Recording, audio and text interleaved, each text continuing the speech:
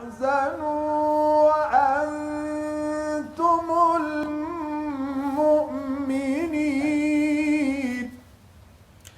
খমেনির জানাজায় অংশ নিতে ইরানে ১০০ দেশের নেতারা শোকযাত্রায় ইতিহাস গড়তে যাচ্ছে তেহরান। জুলাই গণ অভ্যুত্থানকে বিতর্কিত করতে অপপ্রচার, জড়িতদের বিচার দাবি, শহীদ স্বজনদের গুরুত্ব দিয়ে তদন্তের তাগিদ। চীনের সঙ্গে বিশাল বাণিজ্য ঘাটতি, তৈরি পোশাক থেকে বেরিয়ে রপ্তানি বৈচিত্র্যকরণে নজর দেওয়ার পরামর্শ বিশেষজ্ঞদের। নারায়ণগঞ্জের ১২৮টি প্রাথমিক বিদ্যালয়ে নেই প্রধান শিক্ষক, সমন্বয়হীনতায় ব্যাহত শিক্ষা কার্যক্রম, শূন্য পদ পূরণে চিঠি। উজানের ঢলে ভাঙনের মুখে পঞ্চগড়ের বিস্তীর্ণ ফসলি জমি, হুমকিতে অন্তত ২০০ বিঘা, ভাঙন রোধে দ্রুত ব্যবস্থা নেওয়ার দাবি।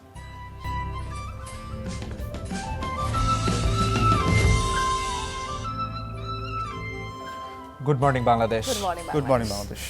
দর্শক, খেলা ঘিরে দর্শকদের উন্মাদনার সাক্ষী হতে টিএসসিতে আছেন আমাদের সহকর্মী রেদওয়ান শাওন, মহসিন হলে রয়েছেন আমাদের সহকর্মী গোলাম মোর্শেদ এবং ড্যাফোডিল ইন্টারন্যাশনাল ইউনিভার্সিটিতে আছেন আমাদের সহকর্মী কে এম সনি।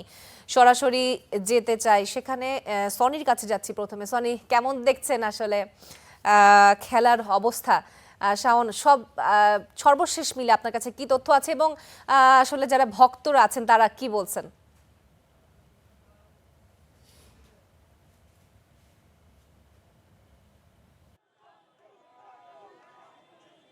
৩-২ গোলে, কিন্তু তার চেয়ে বড় খবর হয়তো কেপ ভার্দে নামের একটা দল ফুটবল বিশ্বে এখন মোটামুটি ভালো একটা অবস্থান নিয়েছে। আমরা দর্শকদের কাছেই জানার চেষ্টা করব তারা কি মনে করছে। আচ্ছা, কেপ ভার্দের খেলা কেমন লেগেছে?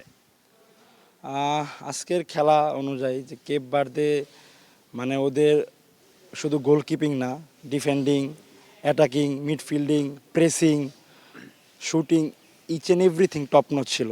ভয় পেয়েছেন? অ্যাজ এ আর্জেন্টাইন ফ্যান হিসেবে ভয় অবশ্যই পাওয়ার কথা।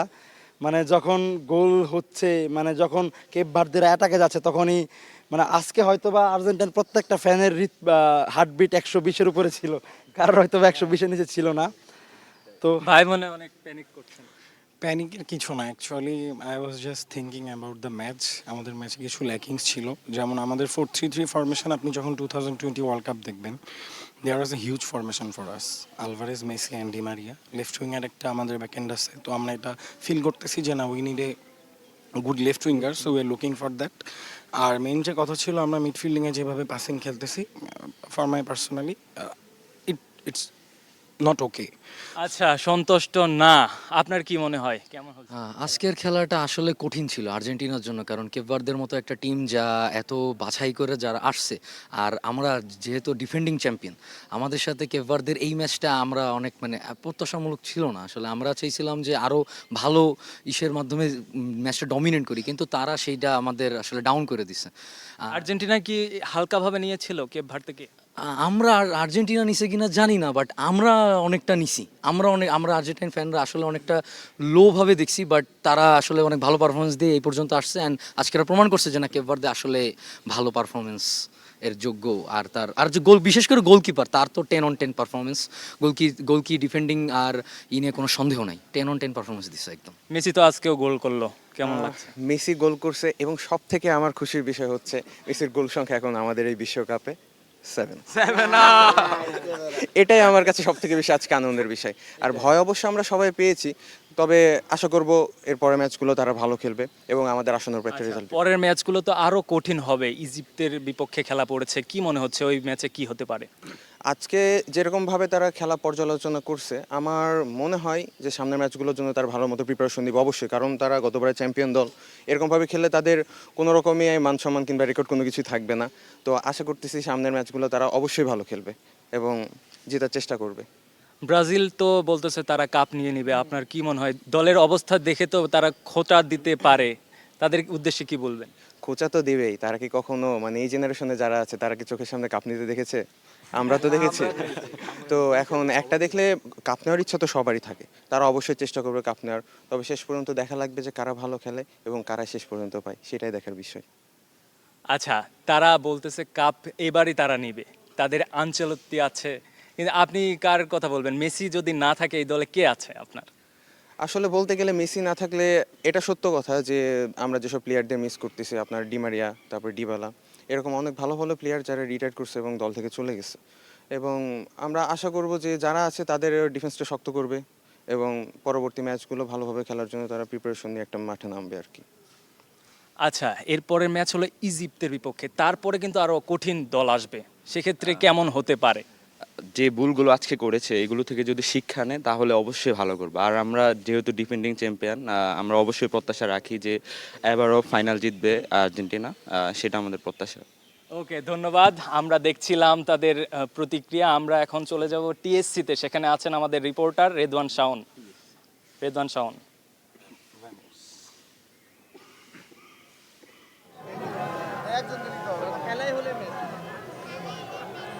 আর্জেন্টিনার বিপক্ষে কেপ ভার্দে যেভাবে খেলেছে এর পরে আসলে আর্জেন্টিনা যেমন একটা জয়, এই জয়ের পর টিএসসিতে যেন একটা উৎসবের মুহূর্ত আমরা দেখতে পাচ্ছি। সবাই আসলে উম্মাদের মতো এই জয়টা উদযাপন করছে।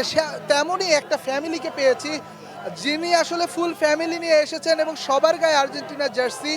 এই জয়টা কতটা স্পেশাল কেপ ভার্দের সাথে, যে সম্ভব সুন্দর একটি জয়, অসাধারণ জয়। আর খেলা হয়েছে ভাই, আসলে বুঝছেন খেলাটা একটু কঠিন ছিল, কিন্তু আমরা শিওর ছিলাম যে জয় আমাদেরই আসবে। কেপ ভার্দে কিন্তু ফিফা র্যাঙ্কিংয়ে 64 নম্বরে রয়েছে। সেই দল যেভাবে ফাইটটা দিয়েছে তাদেরকে আসলে আলাদাভাবে কৃতিত্ব দিবেন কিনা? অবশ্যই তাদের গোলকিপারের একটা বিশেষ কৃতিত্ব আছে, তারা অবশ্যই ভালো খেলেছে, কিন্তু মেসি তার জাদু প্রমাণ করেই ছাড়বে। আম্মু, তোমার কাছে খেলা কেমন লেগেছে? অনেক ভালো লাগছে। হ্যাঁ, আমাদের ফ্যামিলিতে কে আর্জেন্টিনা আছে? সবাই? কোনো ব্রাজিল আছে? কোনো ব্রাজিলই নেই, কোনো ব্রাজিল নাই, কোনো 14 কোষ্ঠী, কোনো দাদু ভাষা, কোনো নানি ভাষা, কোনো ব্রাজিলই নাই, ব্রাজিল নাই? সব আর্জেন্টিনা। ধন্যবাদ আপনাকে। প্রজন্ম থেকে প্রজন্ম আসলে আর্জেন্টিনার ফ্যান। আপু, আপনি যখন দেখছিলেন খেলাটা, যেভাবে কেপ ভার্দে ব্যাক করেছিল, মনে হচ্ছিল কিনা একসময় আর্জেন্টিনার স্বপ্নটা ভেঙে যেত? না, বিশ্বাস ছিল, মেসির প্রতি একটা বিশ্বাস ছিল আর আর্জেন্টিনা দলের প্রতিও একটা বিশ্বাস। সো জিতে তো গেছে, আর হারলেও কোনো সমস্যা ছিল না, বাট হারবে না বিশ্বাস ছিল। খেলার মাঝে যে এই সময়টা যাচ্ছিল আসলে এই ইন্টেন্স মুহূর্তগুলো, সেগুলো আসলে কিভাবে এনজয় করছে? হার্ট অ্যাটাক করার মতন অবস্থা ছিল, বাট বিশ্বাস রেখেছে আমাদের, আর আল্লাহ, উপর আল্লাহ জিতে দিয়েছে। অনেক বেশি মানে দিয়েছিল, আল্লাহকে ডাকছি, আসলে ভীষণ আল্লাহকে ডাকছি, জিতে গেছে ভাই। এক্স্যাক্টলি এমনই একটা ম্যাচ ছিল, বেশ টান টান উত্তেজনা। আমরা একটু ভেতরের দিকে যাওয়ার চেষ্টা করব। আসলে এখনও খেলা শেষ হওয়ার বেশ কিছুক্ষণ হয়ে গিয়েছে এবং আপনারা দেখছেন আর্জেন্টাইন যারা ভক্ত রয়েছে বাংলাদেশে, তারা আসলে কিভাবে উদযাপন করছে। ভিন্ন সাজে সেজে তারা এসেছে টিএসসিতে এবং টিএসসির মধ্যে একটা ব্যতিক্রম, হয়তোবা আর্জেন্টিনার ভক্ত তিনি এবং আর্জেন্টিনার জন্য এই গাড়িটা কাস্টমাইজ করেছেন। আপনারা দেখছেন যে গাড়িটা, এখানে বেশ কিছু আর্জেন্টাইন ভক্ত রয়েছে এবং তারা আসলে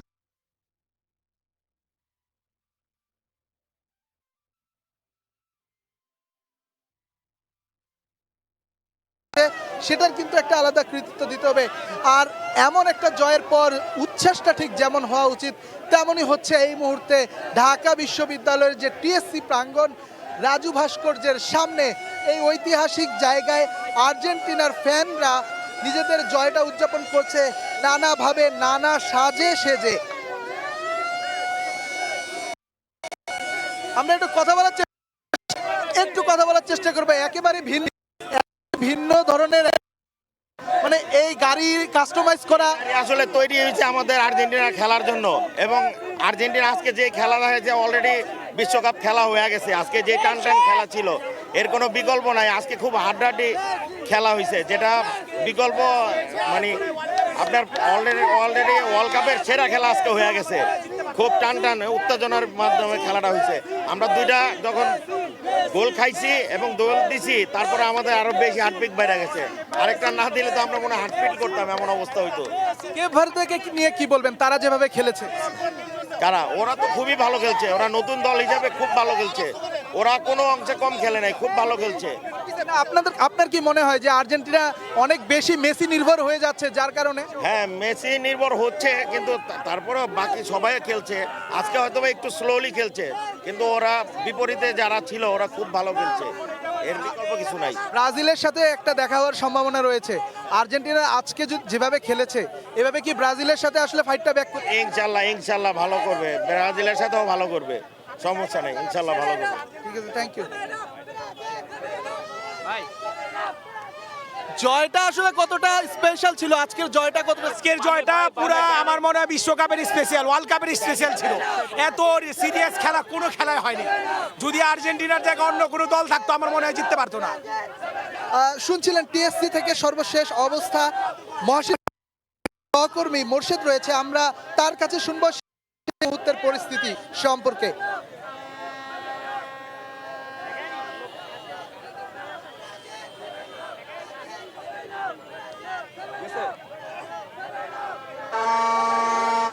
ভাই আমি কি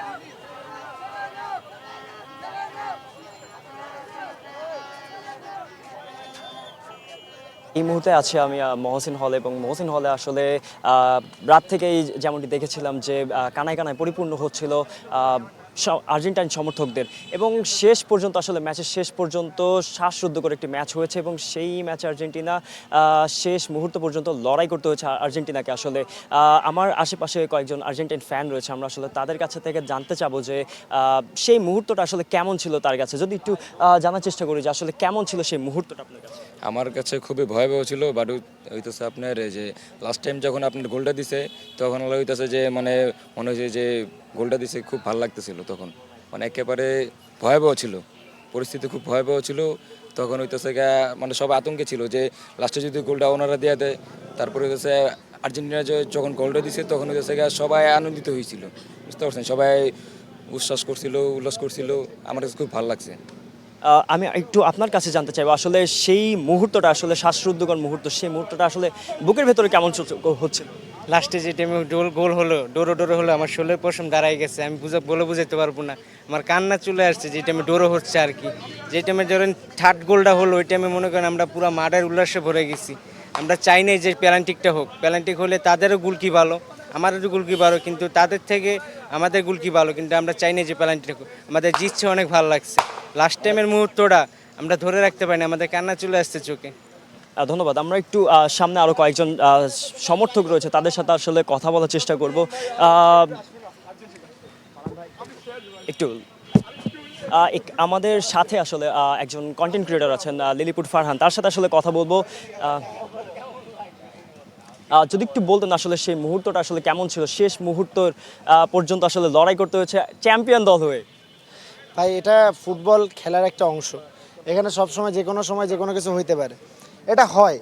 আমাদের আর্জেন্টিনা এইটা করে আমরা অভ্যস্ত, আমরা গত বিশ্বকাপে এমনই আমরা দেখছিলাম যে আমরা গোল দেই, লিড ধরে রাখতে পারি না। আবার এইখানে আমাদের কাজ করার জায়গা আছে, আমার মনে হয় লিওনেল স্কালোনির এখানে কাজ করা উচিত। অ্যান্ড আমাদের যখনই আমরা গোল দিয়ে গিয়ে যে আমরা স্পেস দিয়ে খেলি, সেই স্পেসটা কমিয়ে খেলা উচিত নেক্সট ম্যাচ থেকে। তবে আজকে আমার হার্টের জায়গায় ছিল না, এটাই আর হচ্ছে। এমনকি আমি মনে করি যারা এখন দেখতেছে সবার অবস্থাই সেম ছিল।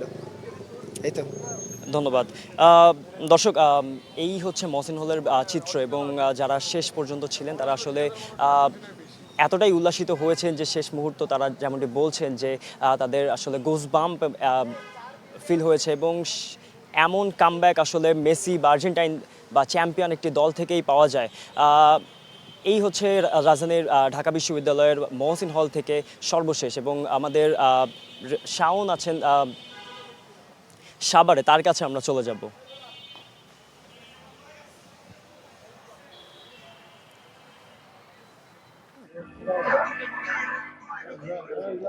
জি মোর্শেদ, আপনাকে ধন্যবাদ।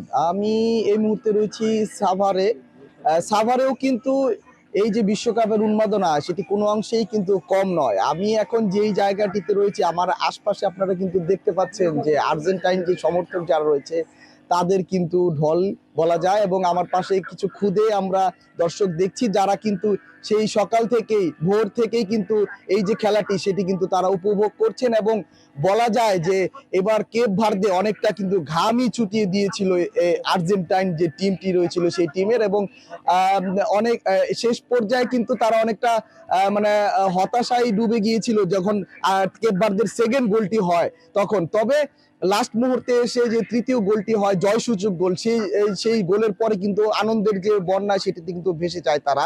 তো এই মুহূর্তে আমরা একজন আর্জেন্টাইন ফ্যানের সাথে কথা বলার চেষ্টা করব। তুমি তো খেলা দেখছিলে, আমি দেখলাম, তো কেমন লাগলো এবং যখন দেখলে যে কেপ ভার্দে 2টি গোল দিয়ে দিয়েছে তখন তোমার কেমন মনে হয়েছিল? যখন দেখলাম যে কেপ ভার্দে 2টা গোল দিছে আর আর্জেন্টিনা এক রকমের 2টা গোল দিছে, তখন ভাবলাম যে আজকে যদি ড্র হয়ে যায় তাহলে কি হতে পারে। তারপরে দেখলাম যে না, সেটা আমাদের আর্জেন্টিনা মানে নেয়, আর রোমেরো একটা গোল দিছে এবং আমরা তখন খুবই খুশি হয়েছি। যখন রোমেরো একটা গোল দিছে আমাদের মনটা উল্লাসে ভরে গেছিল। আর সব সময় আমরা দোয়া করব যাতে আর্জেন্টিনা ফাইনাল পর্যন্ত এগিয়ে যায়, এবারও আগের মতন কাপটা নেয়। এখানে আমরা একেবারে খুদে একজন দর্শক দেখতে পাচ্ছি। তোমার কেমন লাগলো খেলা দেখে, বলো? ভালো ভালো ভালো। মেসি গোল করছে, কেমন লাগছে? ভালো। ভয় লাগে নাই? মনে হয় না হাইরা যাবা? মনে হয় নাই? আচ্ছা, ঠিক আছে। এই মুহূর্তে আমরা এখানে একজন ব্রাজিলিয়ান দর্শককে দেখতে পাচ্ছি, তার অনুভূতিটা আমরা একটু জানার চেষ্টা করব। আপনি কিছু যদি বলেন। দেখেন, আসলে আর্জেন্টিনা যে একটা দল, আমার মনে হয় না তারা জিতেছে, আমার কাছে মনে হয় তারা হেরেছে। কারণ এত ভালো একটা দল, কেপ ভার্দের মতো একটা মানে নতুন একটা দল, তাদের সাথে এক প্রকার ঘাম চুটিয়ে ফেলেছে। মানে এক কথায় বলতে গেলে চলে যে তারা হারা সমান কথা, জিতা সমান কথা, হারা জিতা সমান কথা। এক কথায় তারা আসলে জিতে গিয়ে হেরে গেছে। আচ্ছা, ব্রাজিলেরও তো খেলা 2 দিন পরে, আপনারা কতটা আশাবাদী? এখন দেখেন, আমি একজন ব্রাজিলিয়ান সমর্থক হিসেবে আমি তো চাইবো আমার দল ফাইনাল পর্যন্ত যাক ইনশাল্লাহ। নরওয়ের সাথে ব্রাজিল একটা ভালো স্কোর নিয়ে বিজয়ী হবে ইনশাল্লাহ। নরওয়ের সাথে তো জেতার কোনো অভিজ্ঞতা নেই ব্রাজিলের, এবার কি সেই ভাঙতে পারবে কিনা? ব্রাজিল এমন একটা দল যারা রেকর্ড ভাঙার জন্য সব সময় প্রস্তুতি নিয়ে থাকে। ইনশাল্লাহ এবার একটা নতুন কিছু ব্রাজিল উপহার দেবে আশা করা যাচ্ছে। আর ব্রাজিল সবসময়। আপনারা চ্যাম্পিয়ন হওয়ার ব্যাপারে কতটা আশাবাদী এবার? আমরা 100% আশাবাদী। প্রত্যেকটা ম্যাচের সাথে আর্জেন্টিনা ভিন্ন ভিন্ন খেলা খেলে, তবে কেপ ভার্দে এটা নতুন একটা টিম। সম্ভবত খেলা দেখে যা বুঝলাম, এদের সম্পর্কে আর্জেন্টিনা ততটা করতে পারে না আর কি, বুঝে উঠতে পারে না এই টিমটা সম্পর্কে, যার জন্য এতটা হার্ড হয়েছে আর কি। তো আমরা ধন্যবাদ আপনাকে। জি দর্শক, আমরা এতক্ষণ ছিলাম সাভারে, যে আর্জেন্টিনার ম্যাচটি ছিল সেই ম্যাচের যে দর্শক যারা ছিল তাদের প্রতিক্রিয়া জানাচ্ছিলাম। এই মুহূর্তে আমরা চলে যাব বরিশালে মেহেদির কাছে, সেখান থেকে মেহেদি আমাদেরকে জানাবে সবশেষ পরিস্থিতি। মেহেদি। আর্জেন্টিনা, সবাই আর্জেন্টিনা। বেলস পার্কে যদিও সময়টা অনেক হয়ে গেছে, যে কারণে এই পুরো মাঠে এখন আর দর্শক নেই, তারপরেও কিন্তু কিছু দর্শক থেকেই গেছে কিছুক্ষণ আগে, অর্থাৎ ঠিক রাত 4টা থেকে বরিশাল সিটি কর্পোরেশনের উদ্যোগে এখানে বড় পর্দায় কিন্তু খেলা দেখানো হয়েছে। আপনাকে একটু জানিয়ে রাখি যে এর আগে কিন্তু টাউন হলে মোটামুটি একটি মাঝারি পর্দায় খেলা দেখানো হতো, যেহেতু বিশ্বকাপ এগিয়েছে এবং এর উত্তেজনাটাও কিন্তু বেড়েছে, ফলে এলইডি স্ক্রিনে একেবারে বড় মাঠে নিয়ে এসেছে। এবং আজকের খেলার যে আলোচনাটা সেটি হচ্ছে অন্য জায়গার মতো কিন্তু বরিশালেও, অর্থাৎ আর্জেন্টিনার সাথে কেপ ভার্দে যে মানে খেলা খেলেছে তাতে বলাই চলে যে কেপ ভার্দে বিশ্বকাপ থেকে বিদায় নিয়েও তারা কিন্তু বিশ্বকাপ জিতে নিয়েছে। আজকে যেভাবে হাড্ডাহাড্ডি খেলা হয়েছে এমন প্রত্যাশা কিন্তু কখনো কেউ করেনি, তারপরও কেপ ভার্দে প্রমাণ করে দিয়েছে তারা একটি নতুন দল হলেও আলোচনায় রয়েছে এবং তারা কিন্তু গুরুত্বপূর্ণ জায়গায় রয়েছে। এবং আর্জেন্টিনা এবছর যে খেলাটি খেলেছে তা কিন্তু আজকের খেলাটি আর্জেন্টিনার সমর্থকদের এক ধরনের হতাশ করেছে। অনেকের সাথে আমার কথা হয়েছে, তারা বলেছে যে রাত 4টা থেকে এসে মাঠে অপেক্ষা করে তারা হতাশই হয়েছেন, কারণ শেষ মুহূর্তে অর্থাৎ অতিরিক্ত সময় যদি গোল দিতে না পারতো তাহলে হয়তো ভাগ্যটা অন্যভাবেও লেখা হতো। আমরা একটু কথা বলতে চাই, এখানে কয়েকজন আর্জেন্টাইন ফ্যান রয়েছে। আপনি একটু বলবেন যে আজকের যে খেলা সেই খেলা দিয়ে কতটুকু আশাবাদী আপনি? আমি আশাবাদী যে বিশ্বকাপে আর্জেন্টিনা যাবে এবং ইনশাল্লাহ আমরা আশা করি যে আর্জেন্টিনা জিতবে। আজকে যে খেলা হয়েছে কেপ ভার্দেকেও আমরা ছোট করে দেখব না, গোলকিপার অনেক ভালো খেলেছে, শ্বাসরুদ্ধকর অবস্থা খেলা হয়েছে। ওকে, ধন্যবাদ। আরেকটু আপনার কাছ থেকে জানবো যে আপনারা যে আর্জেন্টিনার এত সমর্থন করেন, কিন্তু আজকে তো দুর্বল খেললো, এ দিয়ে কি আসলে তরি পার হওয়া যাবে? অবশ্যই তরি পার হওয়া যাবে না, কিন্তু প্রথম থেকেই আমরা দেখে আসছি কেপ ভার্দে ভালো খেলে আসছে, তো সেই দিক দিয়ে লক্ষ্য করলে আজকে আর্জেন্টিনা অনেকটাই স্লো খেলছে যেহেতু, তো পরবর্তী ম্যাচগুলোতে যেমনটি শুনছিলেন আসলে যে কিন্তু দুর্বল খেলেছে, সে কারণে কিন্তু হতাশ, কিন্তু এরপরও তারা কিন্তু প্রত্যাশা করছেন যে এই বিশ্বকাপ আর্জেন্টিনাই জিতবে। এই ছিল বরিশালের সর্বশেষ চিত্র। এই পর্যায়ে আমরা যাব চট্টগ্রামে, সেখানে রয়েছেন আমাদের সহকর্মী মিজানুর রহমান। মিজান,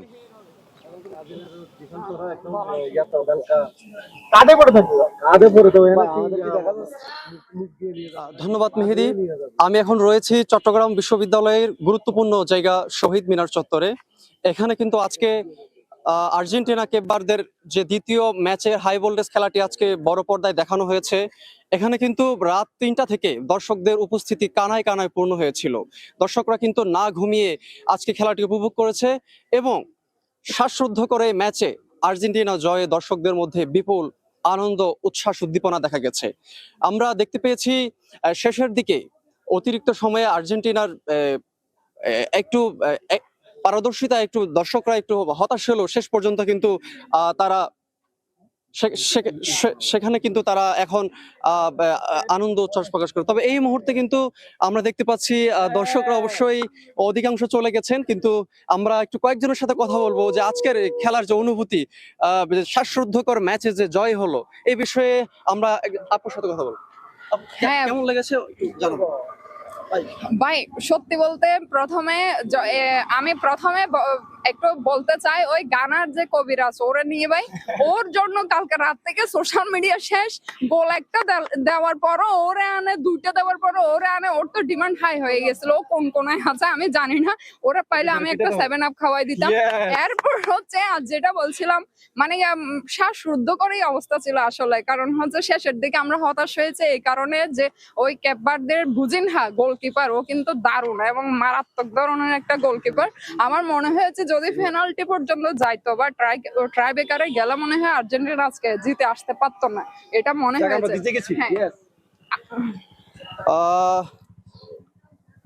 এই ছিল চট্টগ্রাম বিশ্ববিদ্যালয় থেকে আর্জেন্টিনা কেপ ভার্দের সর্বশেষ তথ্য। ধন্যবাদ। তেহরানে অশ্রুসিক্ত নয়নে সাবেক সর্বোচ্চ নেতা খামেনির কফিনে শ্রদ্ধা নিবেদন করেছেন শোকাহত বিপুল সংখ্যক ইরানি নারী। খামেনি মুসল্লাতেও কেউ কেউ কান্নায় ভেঙে পড়েন, সৃষ্টি হয় আবেগঘন পরিবেশ। খামেনির কফিনের সামনে এভাবে শেষ শ্রদ্ধা জানাচ্ছেন শোকাহত ইরানি নারীরা। কেউ সন্তানকে কোলে নিয়ে উপস্থিত হয়েছেন, অনেকেই হাত তুলে দোয়া করেন খামেনির জন্য। পুরো অনুষ্ঠান জুড়ে ছিল শোক ও আবেগঘন পরিবেশ। তেহরানের স্থানীয় সময় সকাল 8টায় শুরু হয় শ্রদ্ধা জানানোর সরকারি অনুষ্ঠান। খামেনি মুসল্লায় শ্রদ্ধা জানানোর সুযোগ পান সাধারণ মানুষও। গত 28 ফেব্রুয়ারি নিহত হওয়ার আগে 36 বছর ইসলামী প্রজাতন্ত্রের সর্বোচ্চ নেতা হিসেবে দায়িত্ব পালন করেন আয়াতুল্লাহ আলী খামেনি। দীর্ঘ এই সময়ে নারী ও শিশুদের জন্য আয়োজিত বিশেষ বিশেষ অনুষ্ঠানগুলোতে অতিথি ছিলেন খামেনি। আজ শ্রদ্ধা জানাতে আসা নারীদের কাছে যা কেবলই স্মৃতি। ইরানে খামেনির শেষ বিদায়ের আনুষ্ঠানিকতা আগামী কয়েকদিন ধরে চলবে। এই আয়োজনকে ঘিরে দেশজুড়ে শোকের আবহ বিরাজ করছে। Zahidur Rahman, Star News. ইরানের সাবেক সর্বোচ্চ নেতা আয়াতুল্লাহ আলী খামেনির জানাজাকে ঘিরে 7 দিনের বিশাল শোকানুষ্ঠান, যাকে আধুনিক ইতিহাসের অন্যতম বৃহৎ রাষ্ট্রীয় বিদায়ের আয়োজন হিসেবে উপস্থাপন করেছে ইরান। তেহরান এখন এক আন্তর্জাতিক কূটনীতিরও বড় মঞ্চে পরিণত হয়েছে, যেন মৃত্যুর পরও মধ্যপ্রাচ্যের রাজনীতির কেন্দ্রবিন্দুতেই রয়েছেন খামেনি। রাজধানী তেহরান থেকে মাশহাদ, নাজাফ থেকে কারবালা, ইরানে চলছে সর্বোচ্চ নেতা আলী খামেনির রাষ্ট্রীয় শোকানুষ্ঠান। 28 ফেব্রুয়ারি নিহত হওয়ার পর প্রাথমিকভাবে মার্চে দাফনের পরিকল্পনা ছিল, তবে ইরানের বিরুদ্ধে যুদ্ধ দীর্ঘায়িত হওয়ায় তা পিছিয়ে যায়। অবশেষে শুক্রবার শুরু হয় 7 দিনের রাষ্ট্রীয় শোকানুষ্ঠান। রাজধানীর বিভিন্ন স্থানে জড়ো হয়েছেন হাজারো মানুষ। খামেনির মৃত্যুতে যে শূন্যতা তৈরি হয়েছে তা সহজে পূরণ হওয়ার নয় বলে মনে করছেন অনেকেই। আমরা আমাদের প্রিয় সর্বোচ্চ নেতা শহীদ আয়াতুল্লাহ আলী খামেনির শাহাদাতে গভীরভাবে শোকাহত এবং এখনও সেই শোক কাটিয়ে উঠতে পারেনি। আমাদের হৃদয়ে যে অপার বেদনা ও শূন্যতা সৃষ্টি হয়েছে তা পূরণ করার কোনো উপায় নেই।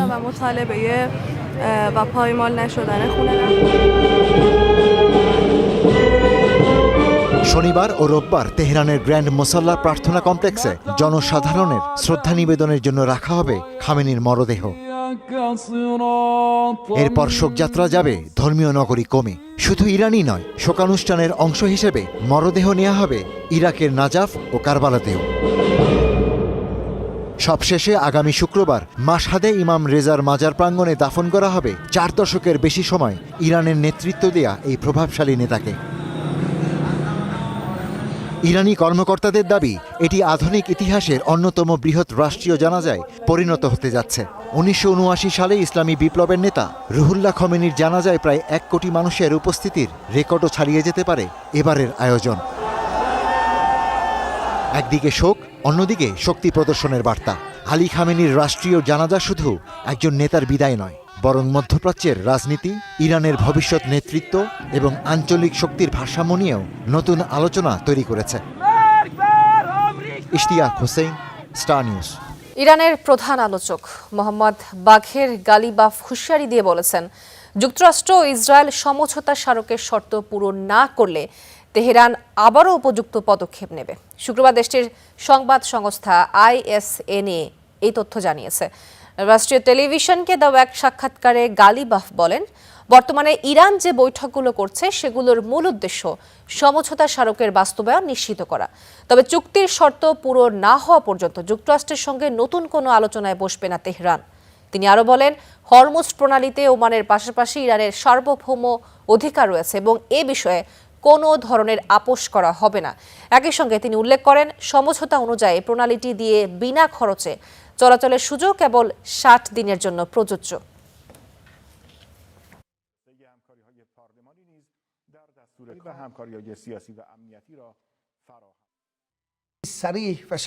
আমাদের নীতিও ধাপে ধাপে অগ্রসর হবে, অঙ্গীকারের বিপরীতে অঙ্গীকার।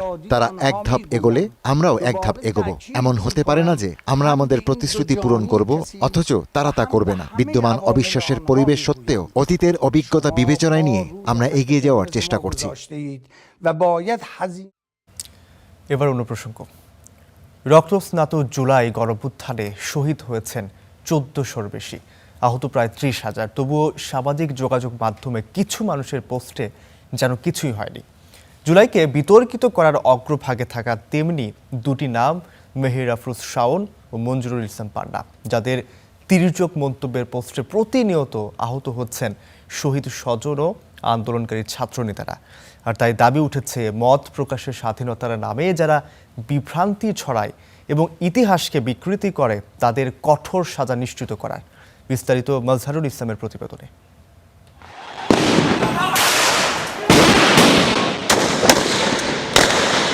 জুলাই গণ অভ্যুত্থান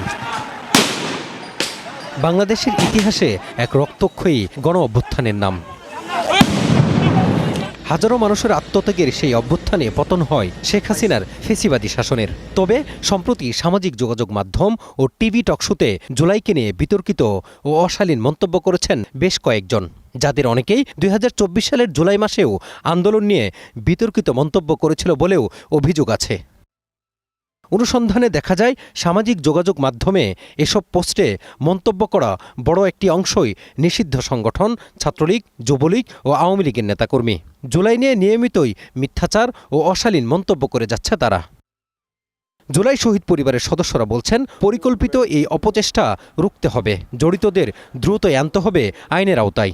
ফেসবুকে দেখি কি উল্টা সিধে কমান্ড দিয়ে বয়ে থাকে, জুলাই নামে কিছুই স্বীকার করে না। তো আমি চাই যারা স্বীকার করে না এরা মানুষ না, আমার দৃষ্টিতে রইল অমানুষ। এরা মানুষত্ব এদের ভিতরে নাই। তো বর্তমান সরকারও তো এদের বিচার করা উচিত। ফেসবুকের এগুলো যারা লেখে এগুলো দেখে পুলিশের ধরতে বেশি দেরি হয় না। এখন অন্যায়ের কোনো বিচারই হচ্ছে না এবং আমাদের যে প্রশাসন তারাও কিন্তু বেশি একটা হাতছাড়ার অবস্থার মতো কাজ করছে। সাবেক সমন্বয়কদের অভিযোগ, জুলাইকে নিয়ে অপতৎপরতা চালাচ্ছে কালচারাল ফেসিস্টরা। এতে অর্থায়ন করছে দেশ থেকে লাখ লাখ কোটি টাকা পাচার করা দুর্বৃত্তরা।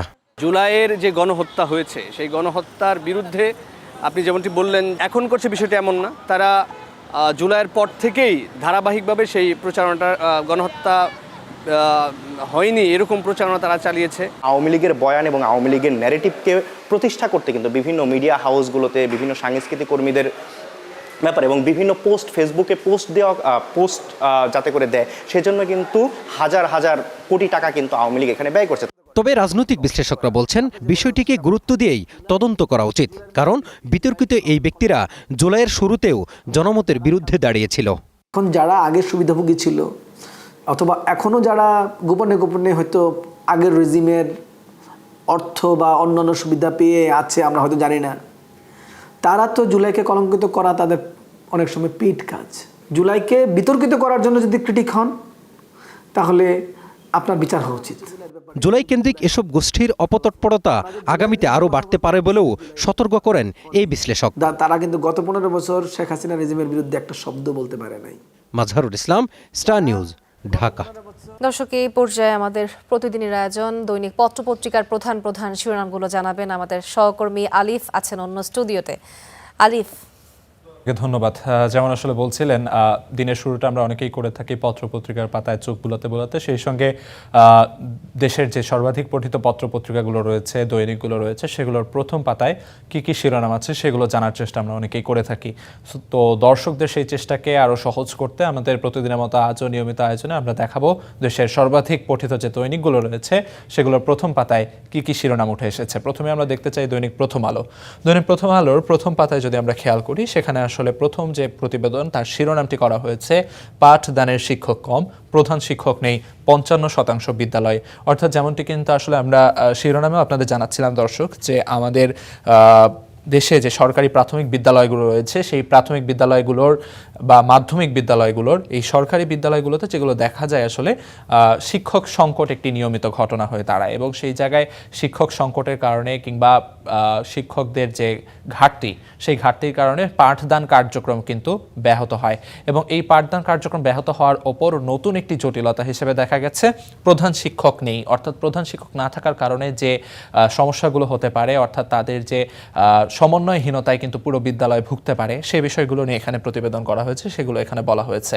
তবে এই জায়গায় আসলে শিরোনামে যেমনটি বলা হয়েছে যে 55% বিদ্যালয়ে প্রধান শিক্ষক নেই, সেই সঙ্গে কিন্তু 18% সহকারী শিক্ষকের পদও কিন্তু শূন্য রয়েছে। অর্থাৎ সরকারি মাধ্যমিক বিদ্যালয় যেমনটি এখানে ডাটা চার্টে দেখানো হয়েছে 702টি, সেখানে সহকারী শিক্ষকের পদ রয়েছে 15,293টি, শূন্য পদ রয়েছে 2,842টি এবং প্রধান শিক্ষক নেই 383টি বিদ্যালয়। অর্থাৎ 702টি সরকারি মাধ্যমিক বিদ্যালয়ের মধ্যে 383টিতেই কিন্তু আসলে প্রধান শিক্ষক নেই। সেই সঙ্গে সহকারী প্রধান শিক্ষকেরও পদ শূন্য রয়েছে 249টি মাধ্যমিক বিদ্যালয়। অর্থাৎ এই যে বিশাল একটি পদ শূন্যতা এবং ঘাটতি রয়েছে, সেই ঘাটতির কারণে যে সমন্বয়হীনতায় ভুগছে বিদ্যালয়গুলো, সেই সঙ্গে শিক্ষার্থীদের পাঠদান কার্যক্রম যে ব্যাহত হচ্ছে সেই বিষয়গুলো নিয়ে এখানে প্রতিবেদনে কিন্তু বলা হয়েছে।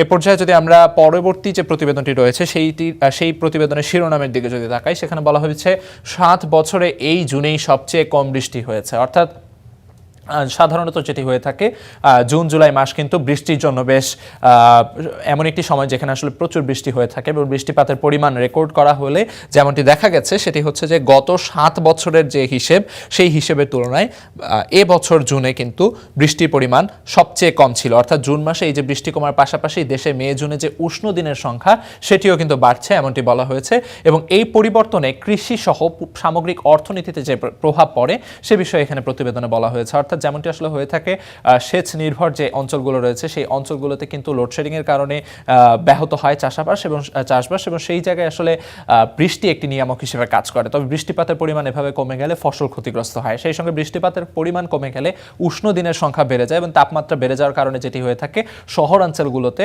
এয়ার কন্ডিশনার কিংবা বিভিন্ন যে বৈদ্যুতিক যন্ত্রপাতি সরঞ্জাম রয়েছে সেগুলোর ব্যবহার বাড়ার কারণে কিন্তু লোডশেডিং হয় এবং সেই লোডশেডিংও আবার ঘুরে ফিরে সেই সেচ কার্যক্রম ব্যাহত হয়। অর্থাৎ সর্বোপরিভাবে কিন্তু কৃষি অর্থনীতির যে বিষয়টি সেটি ব্যাহত হতে যাচ্ছে এই বৃষ্টিপাত কমে যাওয়ার কারণে, সে বিষয়টি এখানে প্রতিবেদনে বলা হয়েছে। সেই সঙ্গে পাশের যে প্রতিবেদনটি আছে সেটি নিয়ে যদি কথা বলতে হয়, খামেনিকে শেষ বিদায় জানাতে 7 দিনের আনুষ্ঠানিকতা শুরু। অর্থাৎ ইরানের সর্বোচ্চ ধর্মীয় নেতা আয়াতুল্লাহ আলী খামেনি তিনি কিন্তু যেমনটি আমরা জানি গত 4 মাস আগে অর্থাৎ এই বছরের শুরু দিকে কিন্তু যুক্তরাষ্ট্রের হামলায় তিনি শহীদ হন এবং সেই তার যে মৃতদেহ বা মরদেহ সেটি কিন্তু আসলে এতদিন ধরে সংরক্ষিত ছিল এবং সেটি গতদিন কিন্তু প্রথমবারের মতো জনসম্মুখে আনা হয়। তার নামে যে মুসাল্লা রয়েছে সেই মুসাল্লায় খামেনি মুসাল্লা, এটিকে সর্বসাধারণের সামনে নিয়ে আসা হয় এবং সেখানে কিন্তু ইরানি জনগণ কান্নায় ভেঙে পড়েন এবং সেই জায়গায় পাশাপাশি কিন্তু যেমনটি আসলে হয়েছে যে 7 দিন ব্যাপী যে অনুষ্ঠান, সেই অনুষ্ঠান শেষ অনুষ্ঠান অর্থাৎ তার বিদায় অনুষ্ঠান যেমনটি আসলে হচ্ছে, তারই ধারাবাহিকতা কিন্তু বিভিন্ন দেশের যারা শীর্ষস্থানীয় নেতৃবৃন্দ রয়েছেন তারা সেখানে এর মধ্যে উপস্থিত হয়েছেন। বাংলাদেশের পক্ষ থেকেও কিন্তু স্পিকার হাফিজউদ্দিন আহমদ তিনি সেখানে রয়েছেন, সেই সঙ্গে বিরোধী দলীয় নেতারাও কিন্তু সেখানে উপস্থিত রয়েছেন এবং সেই যে আনুষ্ঠানিকতা সেটি নিয়ে এখানে কথা বলা হয়েছে। যেমনটি আসলে ইরানের পক্ষ থেকে দাবি করা হয়েছে যে যুক্তরাষ্ট্র যদি এই জানাজা অনুষ্ঠান বা তার যে বিদায় অনুষ্ঠান এটিকে কেন্দ্র করে যদি কোনো রকম হামলা চালায়, ইরান কিন্তু ছেড়ে কথা বলবে না, তাদের পক্ষ থেকেও কড়া হুঁশিয়ারি কিন্তু জানানো হয়েছে। সেই সঙ্গে পাশের যে প্রতিবেদন, নিচে যে প্রতিবেদনটি রয়েছে সেটি নিয়ে যদি কথা বলতে হয়, সংরক্ষিত বনে গুলি করে হাতি হত্যা করছে কারা, অর্থাৎ এই শিরোনামে একটি কিন্তু মানে প্রতিবেদন করা হয়েছে, যে প্রতিবেদনে আসলে কক্সবাজারের চকরিয়া উপজেলার যে সংরক্ষিত বনাঞ্চল রয়েছে সেই বনাঞ্চলের ভিতরে কিছু যে জনগোষ্ঠী তৈরি হয়েছে যারা কিনা আসলে সংরক্ষিত বনেও হাতি হত্যা করছে, গুলি করে হত্যা করা হচ্ছে, সেটি একটি শঙ্কার জায়গা, সেই বিষয়টি নিয়ে এখানে প্রতিবেদন করা হয়েছে। পাশাপাশি ফুটবল বিশ্বকাপ চলছে, যেমনটি আসলে হয়ে থাকে প্রতিদিনের প্রথম পাতায় কিন্তু ফুটবল বিশ্বকাপ নিয়ে কিছু না কিছু খবর থেকেই থাকে। সেই সঙ্গে আসলে এখানেও রয়েছে মহানাটকের পর পর্তুগালের জয়, আসলে যেমনটি বলা হয়েছে যে পর্তুগাল গতদিনের যে ম্যাচটি গিয়েছে, 2 রিয়াল মাদ্রিদ তারকা অর্থাৎ লুকা মদ্রিচ এবং ক্রিশ্চিয়ানো রোনালদো যারা এক সময়কার সতীর্থ, তারা কিন্তু আসলে দেশের হয়ে একে অপরের মুখোমুখি হয়ে গতদিন খেলেছেন এবং যেমনটি আসলে অনুমিত ছিল যে কোনো না কোনো এক মহানায়কের তো বিদায় হতেই যাচ্ছে, সেই জায়গায় সেই বিদায়ী নায়ক কিন্তু আসলে লুকা মদ্রিচ এবং ক্রিশ্চিয়ানো রোনালদো সেখানে আসলে তিনি তার দলকে নিয়ে গেছেন আসলে পরবর্তী রাউন্ড অফ 16-এ এবং সেই জায়গায় তাদের যে মহানাটকীয় যে ম্যাচ, সেই ম্যাচ নিয়ে এখানে প্রতিবেদন করা হয়েছে। পাশাপাশি যেমনটি আসলে বলা হয়েছে যে ফ্রান্সের যে পরবর্তী খেলা যেটি আসলে প্যারাগুয়ের বিপক্ষে, সেটি নিয়ে এখানে একটি প্রতিবেদন করা হয়েছে।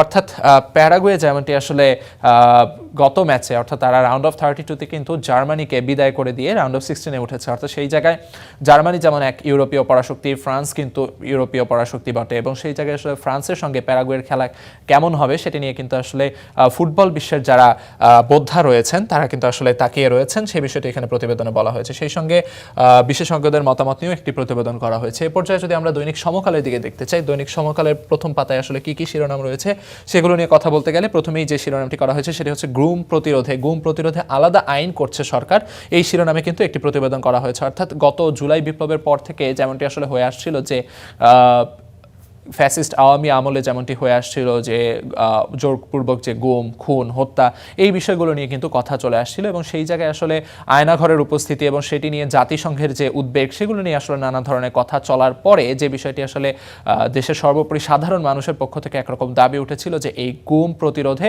একটি রাষ্ট্রীয় আইন করা প্রয়োজন এবং সেই আইনের বিষয়টি নিয়ে এখানে কথা বলা হয়েছে। অর্থাৎ গুম প্রতিরোধে যে আলাদা আইন করতে হবে সেই আইনটি নিয়ে কিন্তু কথা বলা হয়েছে। অর্থাৎ আগে যেরকম ছিল যে পদ্ধতিগত গুম তদন্ত করবে আইসিটি এবং সাধারণ গুম তদন্তে মানবাধিকার কমিশনের কাজ থাকবে, সেই জায়গায় নতুন আইনে কি করা হচ্ছে, নতুন আইনে করা হচ্ছে পদ্ধতিগত গুম তদন্ত করবে আইসিটি, এটি বহাল থাকছে এবং সাধারণ গুম তদন্ত করবে আইন শৃঙ্খলা বাহিনী, অর্থাৎ আইন শৃঙ্খলা বাহিনীর একটি ভূমিকা কিন্তু এখানে নিয়ে আসা হয়েছে। সেই সঙ্গে সাজায় পরিবর্তন আসতে যাচ্ছে, সর্বোচ্চ সাজা মৃত্যুদণ্ড থাকলেও সেখানে কারাদণ্ডের বিধানে কিছুটা পরিবর্তন করা হচ্ছে এবং নতুন সংযোজন যেটি সেটি হচ্ছে 120 দিনের মধ্যে বিচার শেষ করতে না পারলে 72 ঘন্টার মধ্যে সুপ্রিম কোর্টে কারণ দর্শাতে হবে। অর্থাৎ একটি বিচারের যে দীর্ঘসূত্রতা সেটি কিন্তু আসলে কমিয়ে আনার একটি চেষ্টা বা প্রয়াস কিন্তু এই আইনের মধ্য দিয়ে করা হচ্ছে।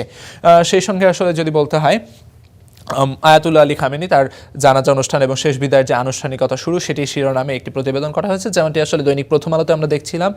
এবং ইরান যুক্তরাষ্ট্র যে যুদ্ধ সেটি এখন ক্রিপ্টো জগতে, অর্থাৎ এই যুদ্ধ কিন্তু যুদ্ধের ময়দান থেকে আরও অনেক আগেই বিভিন্ন জায়গায় আসলে পরিবর্তিত হয়ে গেছিল, তারই ধারাবাহিকতায় এখন কিন্তু সেটি ক্রিপ্টো জগতে ইরান যুক্তরাষ্ট্রের যুদ্ধ চলতে যাচ্ছে, এমনটি আসলে এই প্রতিবেদনে বলা হচ্ছে। সেই সঙ্গে বাজেট, সাম্প্রতিক সময়ে বাজেটটি শেষ হলো এবং সেই বাজেটের পর কিন্তু নানা রকম যে নিত্যপণ্য রয়েছে সেই নিত্য নিত্যপণ্যের সঙ্গে কিন্তু চিকিৎসা খাতের যে ব্যয়, সেই ব্যয় কমিয়ে আনার একটি চেষ্টা কিন্তু সরকারের পক্ষ থেকে করা হয়েছে। সেই বিষয়টি এখানে তুলে ধরা হয়েছে এই প্রতিবেদনে, যেমনটি আসলে শিরোনাম করা হয়েছে পেসমেকার সহ 3 ধরনের সরঞ্জামের দাম কমানো হয়েছে। অর্থাৎ চিকিৎসা খাতে যে ব্যয়, অর্থাৎ সাধারণ জনগণকে যে বিপুল পরিমাণ ব্যয় বহন করতে হয় চিকিৎসা খাতে বিভিন্ন জটিল রোগের চিকিৎসায়, সেই বিষয়গুলো মাথায় রেখে কিন্তু হৃদরোগের চিকিৎসায় যে পেসমেকার ব্যবহৃত হয় সেই পেসমেকারের ব্যয় কিন্তু কমিয়ে আনা হয়েছে। অর্থাৎ এই ব্যয় কমিয়ে আনার মধ্য দিয়ে আসলে জনগণের হাতের নাগালে চিকিৎসা সেবাকে পৌঁছে দেওয়ার একটি প্রয়াস এই বাজেটের মধ্য দিয়ে যে তুলে ধরা হয়েছে সেটি আসলে এখানে প্রতিবেদন করা হয়েছে। যেমনটি বলা হয়েছে সর্বোচ্চ 2 লাখ টাকা পর্যন্ত কমানো হয়েছে এবং উপকরণ ভেদে বিভিন্ন জিনিসের যে বিভিন্ন চিকিৎসার যে উপকরণগুলো রয়েছে সেগুলোর আসলে মূল্য কমেছে সর্বোচ্চ 29% পর্যন্ত। সেই সঙ্গে 42টি হাসপাতালে এসব উপকরণ ব্যবহৃত হয়, সেই হাসপাতালগুলোর যে সামগ্রিক চিত্র সেটি আসলে এই প্রতিবেদনে তুলে ধরা হয়েছে। পাশাপাশি ফুটবল বিশ্বকাপের খবর কিন্তু এখানে রয়েছে, যেমনটি আসলে আমরা প্রথম আলোতে দেখছিলাম পর্তুগাল ক্রোয়েশিয়া ম্যাচকে ঘিরে প্রতিবেদন করা হয়েছে, এখানেও তেমনটি করা হয়েছে। শিরোনাম করা হয়েছে রোনালদোর সাপ মোচন, মদ্রিচের বিদায়। অর্থাৎ ক্রিশ্চিয়ানো রোনালদো, যিনি কিনা তার ষষ্ঠ ফুটবল বিশ্বকাপ খেলতে এই আসরে কিন্তু খেলছেন এবং সেখানে গত 5টি আসরে কিন্তু নকআউট স্টেজে তার কোনো গোল ছিল না এবং সেই গোল খরা কাটিয়ে এই বিশ্বকাপে কিন্তু তিনি নকআউট স্টেজে গোল করতে সক্ষম হয়েছে, যদিও সেটি পেনাল্টি থেকে গোল করা, এবং সেটি নিয়ে আসলে কিন্তু ভক্ত সমর্থক কিংবা সমালোচকদের মধ্যে নানা রকম আলোচনা সমালোচনা চলছে। তবে মূল কথা যেটি সেটি হচ্ছে ক্রিশ্চিয়ানো রোনালদো সবচেয়ে বেশি বয়সে আসলে নকআউট স্টেজের গোলটি করতে পেরেছেন, এমনটি আসলে বলা হয়েছে এই প্রতিবেদনে। সেই সঙ্গে কোয়ার্টারে পথ খুঁজে নেবেন এমবাপ্পে, অর্থাৎ রাউন্ড অফ 16-এ তাদের প্রতিপক্ষ যে প্যারাগুয়ে, সেই প্যারাগুয়েকে হারিয়ে কোয়ার্টারে তারা উঠে যাবে, এমনটি কিন্তু এই প্রতিবেদনে বলা হচ্ছে, আশা করা হয়েছে। সেই সঙ্গে যদি আমরা দৈনিক যুগান্তরের দিকে দেখতে চাই, দৈনিক যুগান্তরের প্রথম পাতায় যে প্রতিবেদনগুলো রয়েছে সেখানে আসলে চাল বদলের ভয়াবহ প্রতারণা, অর্থাৎ মাঠে নয় মিলেই তৈরি হচ্ছে মিনিকেট, যেমনটি আসলে বলা হয়েছে। এখানে একটি অনুসন্ধানী প্রতিবেদন আসলে বলা যায়, যেখানে আসলে দেখানো হচ্ছে যে মিনিকেট চালের নামে যে ধরনের আসলে প্রতারণা সেই বিষয়টি নিয়ে এখানে কথা বলা হয়েছে এবং এই জায়গায় কিন্তু মিনিকেট চালের যে আবাদ সেই বা চাষ সেটি কিন্তু আসলে এখন যে হয় না সেই ব্যাপারটি নিয়ে এখানে কথা বলা হয়েছে। যেমনটি আসলে দর্শক জেনে থাকবেন, এখানে যে ধরনের স্বাস্থ্য ঝুঁকি রয়েছে সেই স্বাস্থ্য ঝুঁকিগুলো এখানে উল্লেখ করা হয়েছে। অর্থাৎ এখানে যেমনটি করা হয় আসলে মেশিনের মাধ্যমে চাল কেটে ছোট করে মিনিকেট নামে সেটি বাজারজাত করা হয় এবং সেই জায়গায় আসলে এই ছাঁটাইয়ের কারণে চালের যে পুষ্টিমান সেই পুষ্টিগুণ কিন্তু কমে যায়। ভিটামিন B1, B6, আয়রন এবং ফাইবার সহ নানা রকম যে গুণাবলী সেগুলো নষ্ট হয়ে যাচ্ছে এবং নষ্ট হওয়ার কারণে যেটি হয় চাল বা ভাতের যে ক্ষতিকর প্রভাব সেটি কিন্তু আসলে জনগণের স্বাস্থ্যে চলে আসে, অর্থাৎ ডায়াবেটিস সহ হৃদরোগের ঝুঁকি বাড়তে থাকে। এ ব্যাপারে যে আইন এবং শাস্তির বিধান রয়েছে সেটি আসলে এই প্রতিবেদনে বলা হয়েছে। 2023 সালের আইন অনুযায়ী বস্তায় মিনিকেট লিখলে 2 বছর কারাদণ্ড এবং 10 লাখ টাকা জরিমানার বিধান রয়েছে, কিন্তু সেটি কিন্তু আসলে 3 বছরও বাস্তবায়ন করা সম্ভব হয়নি, এমনটি কিন্তু এখানে বলা হয়েছে। সেই সঙ্গে জুলাই মাস চলছে, স্বাভাবিকভাবে জুলাই বিপ্লবের যে খবর সেটি এখানে রয়েছে। শিক্ষার্থীদের বিক্ষোভ অবরোধ অব্যাহত, টানা কর্মসূচি ঘোষণা, অর্থাৎ 24 জুলাইয়ের এই দিনে আসলে কি ঘটনা ঘটেছিল সেই ঘটনার প্রবাহগুলো কিন্তু এখানে প্রতিবেদন আকারে দেখানো হয়েছে। সেই সঙ্গে যেমনটি আসলে চলছে, ইরানের সর্বোচ্চ ধর্মীয় নেতা আয়াতুল্লাহ আলী খামেনির যে জানাজা অনুষ্ঠান, সেই জানাজা অনুষ্ঠানকে ঘিরে এখানে একটি প্রতিবেদন করা হয়েছে। ইরানের নজিরবিহীন আয়োজন, শতাধিক দেশের অংশগ্রহণ, অর্থাৎ শতাধিক দেশের প্রতিনিধি কিন্তু সেখানে রয়েছেন, এমনটি আসলে বলা হয়েছে। সেই সঙ্গে একটি অনুসন্ধানী প্রতিবেদন এখানে উঠে এসেছে, যেখানে আসলে শিরোনাম করা হয়েছে 1 লাখ টাকায় ডিবি হারনের 2.5 বিঘা জমি, অর্থাৎ তাদের যে দুর্নীতি সেই দুর্নীতির খবর কিন্তু প্রায়ই প্রকাশ পাচ্ছে এবং তারই ধারাবাহিকতায় এই প্রতিবেদনটি এখানে করা হয়েছে। সেই সঙ্গে যেমনটি আসলে হয়ে থাকে, ফুটবল বিশ্বকাপ চলছে, সেই ফুটবল বিশ্বকাপের খবরও এখানে রয়েছে। এ পর্যায়ে যদি আমরা দৈনিক আমার দেশের দিকে তাকাই, দৈনিক আমার দেশের প্রথম পাতায় কি রয়েছে তা যদি আপনাদের জানিয়ে দিতে চাই। প্রথম যে শিরোনামটি সেটি হচ্ছে চড়া দাম দিয়েও বিদ্যুৎ পাচ্ছেন না গ্রাহক, অর্থাৎ এই জায়গায় কিন্তু বিদ্যুতের যে ঘাটতি এবং সেই ঘাটতির কারণে যে দেশের বিভিন্ন প্রান্তে লোডশেডিং হচ্ছে, সেই লোডশেডিংগুলোর কারণে যে ক্ষয়ক্ষতি সেগুলো সহ আসলে কেন, এর পেছনে কারণ কি, অর্থাৎ কেন এই বিদ্যুৎ ঘাটতি, সেগুলো নিয়ে এখানে প্রতিবেদনে বলা হয়েছে। ঢাকার বাইরে কোথাও কিন্তু দিনের অর্ধেক সময় ধরে বিদ্যুৎ থাকছে না, এমন খবরাখবর কিন্তু নিয়মিতই আসছে এবং এর পেছনে প্রধান কারণ আসলে যেটি হিসেবে বলা হচ্ছে সেটি হচ্ছে নানা ধরনের উৎপাদন ব্যয় এবং বিক্রিতে যে ঝামেলা বা ঘাটতি, সেই অসঙ্গতিগুলোর কারণে কিন্তু এই লোডশেডিং এবং সেই সঙ্গে বিশ্ববাজারে যে জ্বালানি তেলের সংকট, সেই সংকটও কিন্তু এখানে লোডশেডিংয়ের একটি বড় কারণ হিসেবে আসলে দাঁড়িয়ে আছে। সেই সঙ্গে যদি আমরা এখানে দেখতে চাই, ফেসবুকের ইনবক্সে অর্ডার কুরিয়ারে পৌঁছে যায় সিসা, অর্থাৎ এটি কিন্তু একটি মাদক, সেই মাদক সিসার কথা বলা হচ্ছে, ধাতু সিসা নয়। এই ব্যাপারটি নিয়ে এখানে প্রতিবেদন করা হয়েছে। রাজধানী ডিএনসিসির অভিযানে বড় চালান জব্দ হয়েছে, তারপর থেকে এটি নিয়ে আসলে প্রতিবেদন করা হচ্ছে। সেই সঙ্গে হামের খবর এখানে রয়েছে। হামে আরও 5 শিশুর মৃত্যু হয়েছে, 1000-এরও বেশি আক্রান্ত হয়েছে, সেই বিষয়টি নিয়ে এখানে প্রতিবেদনে বলা হয়েছে। সেই সঙ্গে সুখরঞ্জন বালিকে অপহরণের ঘটনায় পুলিশ কর্মকর্তা গ্রেফতার, যেমনটি আসলে বাংলাদেশের জামায়াতে ইসলামের সাবেক যে আমির এবং সেই ব্যাপার তার যে আসলে সাক্ষী, তার বিরুদ্ধে সাক্ষী দেওয়া যে ছিল, অর্থাৎ সেই সাক্ষীকে যে আটক করা হয়েছিল বা গুম করা হয়েছিল, সেই ঘটনায় আসলে অপহরণের ঘটনায় পুলিশ কর্মকর্তাকে গ্রেফতার করা হয়েছে। সেই সঙ্গে বিশ্ব নেতাদের উপস্থিতিতে খামেনির শেষ বিদায়ের অনুষ্ঠান শুরু, অর্থাৎ ইরানের সর্বোচ্চ ধর্মীয় নেতা আয়াতুল্লাহ আলী খামেনির যে জানাজা অনুষ্ঠান এবং ইরানের ইতিহাসে সবচেয়ে বড় জানাজা অনুষ্ঠানের ঘোষণা দেওয়া হয়েছে, সে ব্যাপারটি এখানে প্রতিবেদনে বলা হয়েছে। ফুটবল বিশ্বকাপের খবরও রয়েছে এখানে। রুদ্ধশ্বাস নাটক শেষে পর্তুগালের জয়। তো মোটামুটি দৈনিক আমার দেশে এই ছিল আসলে প্রথম পাতা। এ পর্যায়ে যদি আমরা দ্য নিউ এজ দেখতে চাই, দ্য নিউ এজের প্রথম যে শিরোনামটি করা হয়েছে সেটি হচ্ছে ফ্রেশ পুশ রিভাইভস হোপস অফ ইজিং গ্রিডলক্স, অর্থাৎ সেখানে আসলে ঢাকার যে প্রধান যে বাস টার্মিনালগুলো রয়েছে, সেই বাস টার্মিনালগুলোর জন্য নতুন ডিপো জায়গা বরাদ্দ করা হচ্ছে, সেই ব্যাপারটি নিয়ে এখানে প্রতিবেদনে বলা হয়েছে। এবং সেটি যে আসলে দেশের যে শহরে, ঢাকা শহরের যে যানজট সমস্যা, সেই যানজট সমস্যার ক্ষেত্রে একটি গুরুত্বপূর্ণ প্রভাব রাখতে যাচ্ছে, সে ব্যাপারটি নিয়ে এখানে হয়তো আশার বাণীর কথা কিন্তু বলা হয়েছে। সেই সঙ্গে আসলে পাশেই যে প্রতিবেদনটি রয়েছে সেটি নিয়ে যদি দেখতে হয়, BSF push in beads continue, অর্থাৎ বিএসএফ এর যে পুশ ইন কার্যক্রম সেটি যে আসলে অব্যাহতভাবে চলছে, সেই ব্যাপারটিও কিন্তু এখানে প্রতিবেদনে বলা হয়েছে। পাশাপাশি 150 আর্মি অফিসার্স আউটস্টেড ডিউরিং আওয়ামী লীগের গেট রিটায়ারমেন্ট বেনিফিটস, অর্থাৎ 150-র বেশি যে আর্মি বা সেনা সদস্য যারা রয়েছে তাদেরকে আসলে আওয়ামী লীগ আমলে যেভাবে আসলে পদ থেকে অব্যাহতি দেওয়া হয়েছিল, সেই পদ থেকে অব্যাহতি দেওয়ার পরে তাদেরকে আসলে রিটায়ারমেন্টের যে সুবিধাগুলো বা অবসর ভাতা সহ যে নানা রকম সুবিধা রয়েছে সেগুলো আসলে দেওয়া হবে।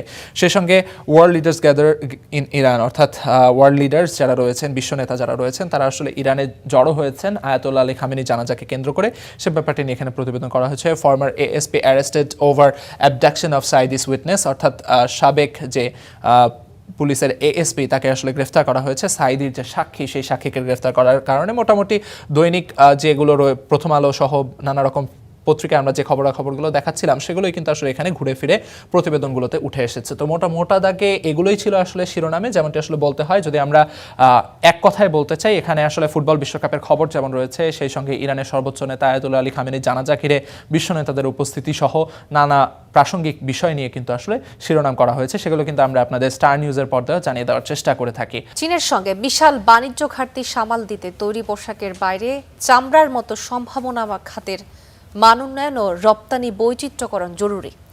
এই লক্ষ্যে দেশীয় শিল্পে উৎপাদন খরচ ও শুল্কের চাপ কমাতে কাঁচামাল উৎপাদন, চীনা প্রযুক্তির ব্যবহার ও যৌথ উদ্যোগ বাড়ানোর প্রয়োজন বলে মনে করছেন ব্যবসায়ীরা।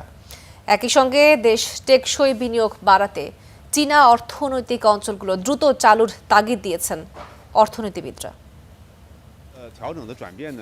চীন থেকে আমদানি করা প্রযুক্তি ও কাঁচামালের ওপর অনেকটাই নির্ভরশীল বাংলাদেশের অর্থনীতি। এর ফলে বেইজিং থেকে সর্বোচ্চ আমদানি করে ঢাকা 2024-25 অর্থবছরে, যার পরিমাণ ছিল $18.56 বিলিয়ন।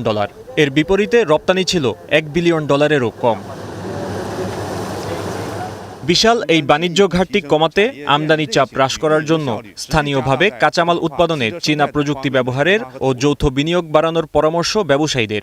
ওদের যে যন্ত্রাংশ আমরা আনছি, সেগুলো যদি আমরা এখানে তৈরি করতে পারি, আমরা শুধু আমাদের নিজস্ব যে চাহিদা আছে সেটাই পূরণ না, আমরা হয়তোবা আমাদের আশেপাশে দেশে এগুলো এক্সপোর্টের দিকে যেতে পারবো। বাংলাদেশের প্রধান রপ্তানি পণ্য তৈরি পোশাক থেকে বেরিয়ে এসে রপ্তানি বৈচিত্র্যকরণে নজর দিতে হবে। এতে চীনের রপ্তানি বেড়ে কমে আসবে বাণিজ্য ঘাটতি। সকল নীতি একটা সেক্টরকে ফোকাস করে ডেভেলপ করবেন, তখন হয় কি, কোনো কারণে যদি আপনার ওই সেক্টরটা ফেল করে, তখন আপনার টোটাল ইকোনমি কলাপস করার একটা ঝুঁকি তৈরি হয়।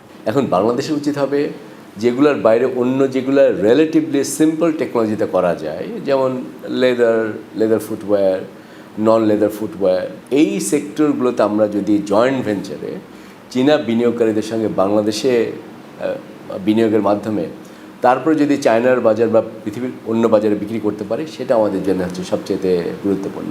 অবশ্য বিনিয়োগ বাড়াতে চট্টগ্রাম ও মোংলায় চীনা অর্থনৈতিক অঞ্চল দ্রুত চালুর তাগিদ দেন অর্থনীতিবিদরা। এমন চুক্তি করা উচিত আমরা হয়তো ইনিশিয়ালি অত বেশি যদি চায়নাকে শূন্য শুল্কের সুবিধা না দিয়ে আমরা যদি লং টার্ম বেসিসে আমাদের ট্যারিফ আমরা খুলব, শুল্কের দরজাটা খুলব, তাহলে হয়তো সেটা আমাদের জন্য লাভবান হবে, যদি এটার সঙ্গে একটা ভালো শক্তিশালী বিনিয়োগ চুক্তি থাকে। বেইজিংয়ের অর্থনৈতিক করিডোর ও শুল্কমুক্ত সুবিধা দ্রুত কাজে লাগাতে না পারলে এলডিসি উত্তরণ পরবর্তী সময়ে এই বিশাল ঘাটতি সামষ্টিক অর্থনীতির জন্য বড় ঝুঁকি হবে।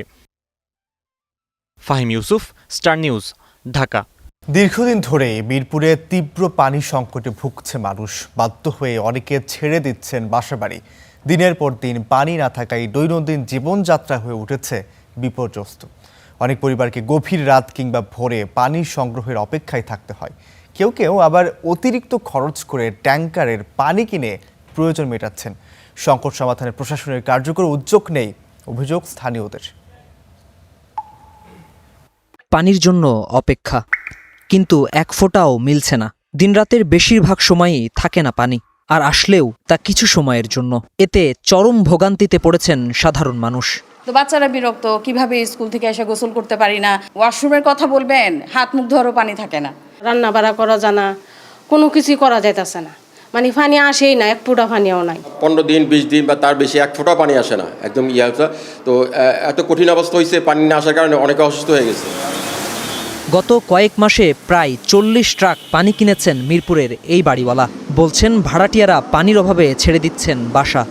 ওয়াসা থেকে যা সলিউশন দিচ্ছে ওটা টেম্পোরারি হচ্ছে, পার্মানেন্ট কোনো সলিউশনে যায়নি। আর এখন আপাতত ওনাদের পার্মানেন্ট সলিউশনের দিকে যেতেও যে টেম্পোরারি একটা দরকার, এই বিষয়ে আসলে খুব স্লো গতির কাজ চলছে। আমরা একটা স্থায়ী সমাধান চাই। 4 এবং 6 নম্বর লাইনের বাসিন্দা, বিশেষ করে খুব সমস্যায় আছি আমরা। বাধ্য হয়ে গৃহস্থলীর রান্নার হাঁড়িতে জমিয়ে রাখতে হয় পানি, তবে অনেক সময় সেটিও ব্যবহার অযোগ্য হয়ে পড়ছে। দ্রুত লোকসংখ্যা বাড়ার কারণে পানির সংকট হয়েছে বলে দাবি উত্তর সিটির প্রশাসকের। 30 বছর আগে ঢাকা শহরের জনসংখ্যা আর আজকে এসে 2026 সালে ঢাকা শহরের জনসংখ্যার মধ্যে অনেক তফাৎ আছে। পানির সংকট একটা স্বাভাবিক বিষয়। এদিকে মরার উপর খাড়ার ঘা হয়ে পড়েছে ওয়াসার খোঁড়াখুড়ি। বর্ষাকাল আসলেই এভাবে খোঁড়াখুড়ি শুরু করে ঢাকা ওয়াসা, আর যার খেসারত দিচ্ছে নগরবাসী। বিশেষ করে মিরপুর এলাকায় পানির সংকটে অতিষ্ঠ জনজীবন। প্রতিদিনের এই দুর্ভোগে অনেকে বাধ্য হয়ে ছেড়ে দিচ্ছেন বাসাবাড়ি। দ্রুত কার্যকর পদক্ষেপ না নিলে সামনে বর্ষায় সংকট আরও বাড়বে বলে দাবি স্থানীয়দের। শাহানুর ইসলাম, স্টার নিউজ, ঢাকা। বিদ্যুৎ ব্যবহারে বড় কোনো পরিবর্তন না থাকলেও রাজধানীতে বিল বেড়ে যাওয়া নিয়ে বিপদে গ্রাহকরা। অনেকের অভিযোগ 1 মাসের ব্যবধানে কয়েক গুণ বেড়েছে বিদ্যুৎ বিল। অভিযোগ তদন্তে বিদ্যুৎ বিভাগ এরই মধ্যে দিয়েছে বিশেষ বিজ্ঞপ্তি ও সমাধানের আশ্বাস। নাজমুল হাসানের রিপোর্ট।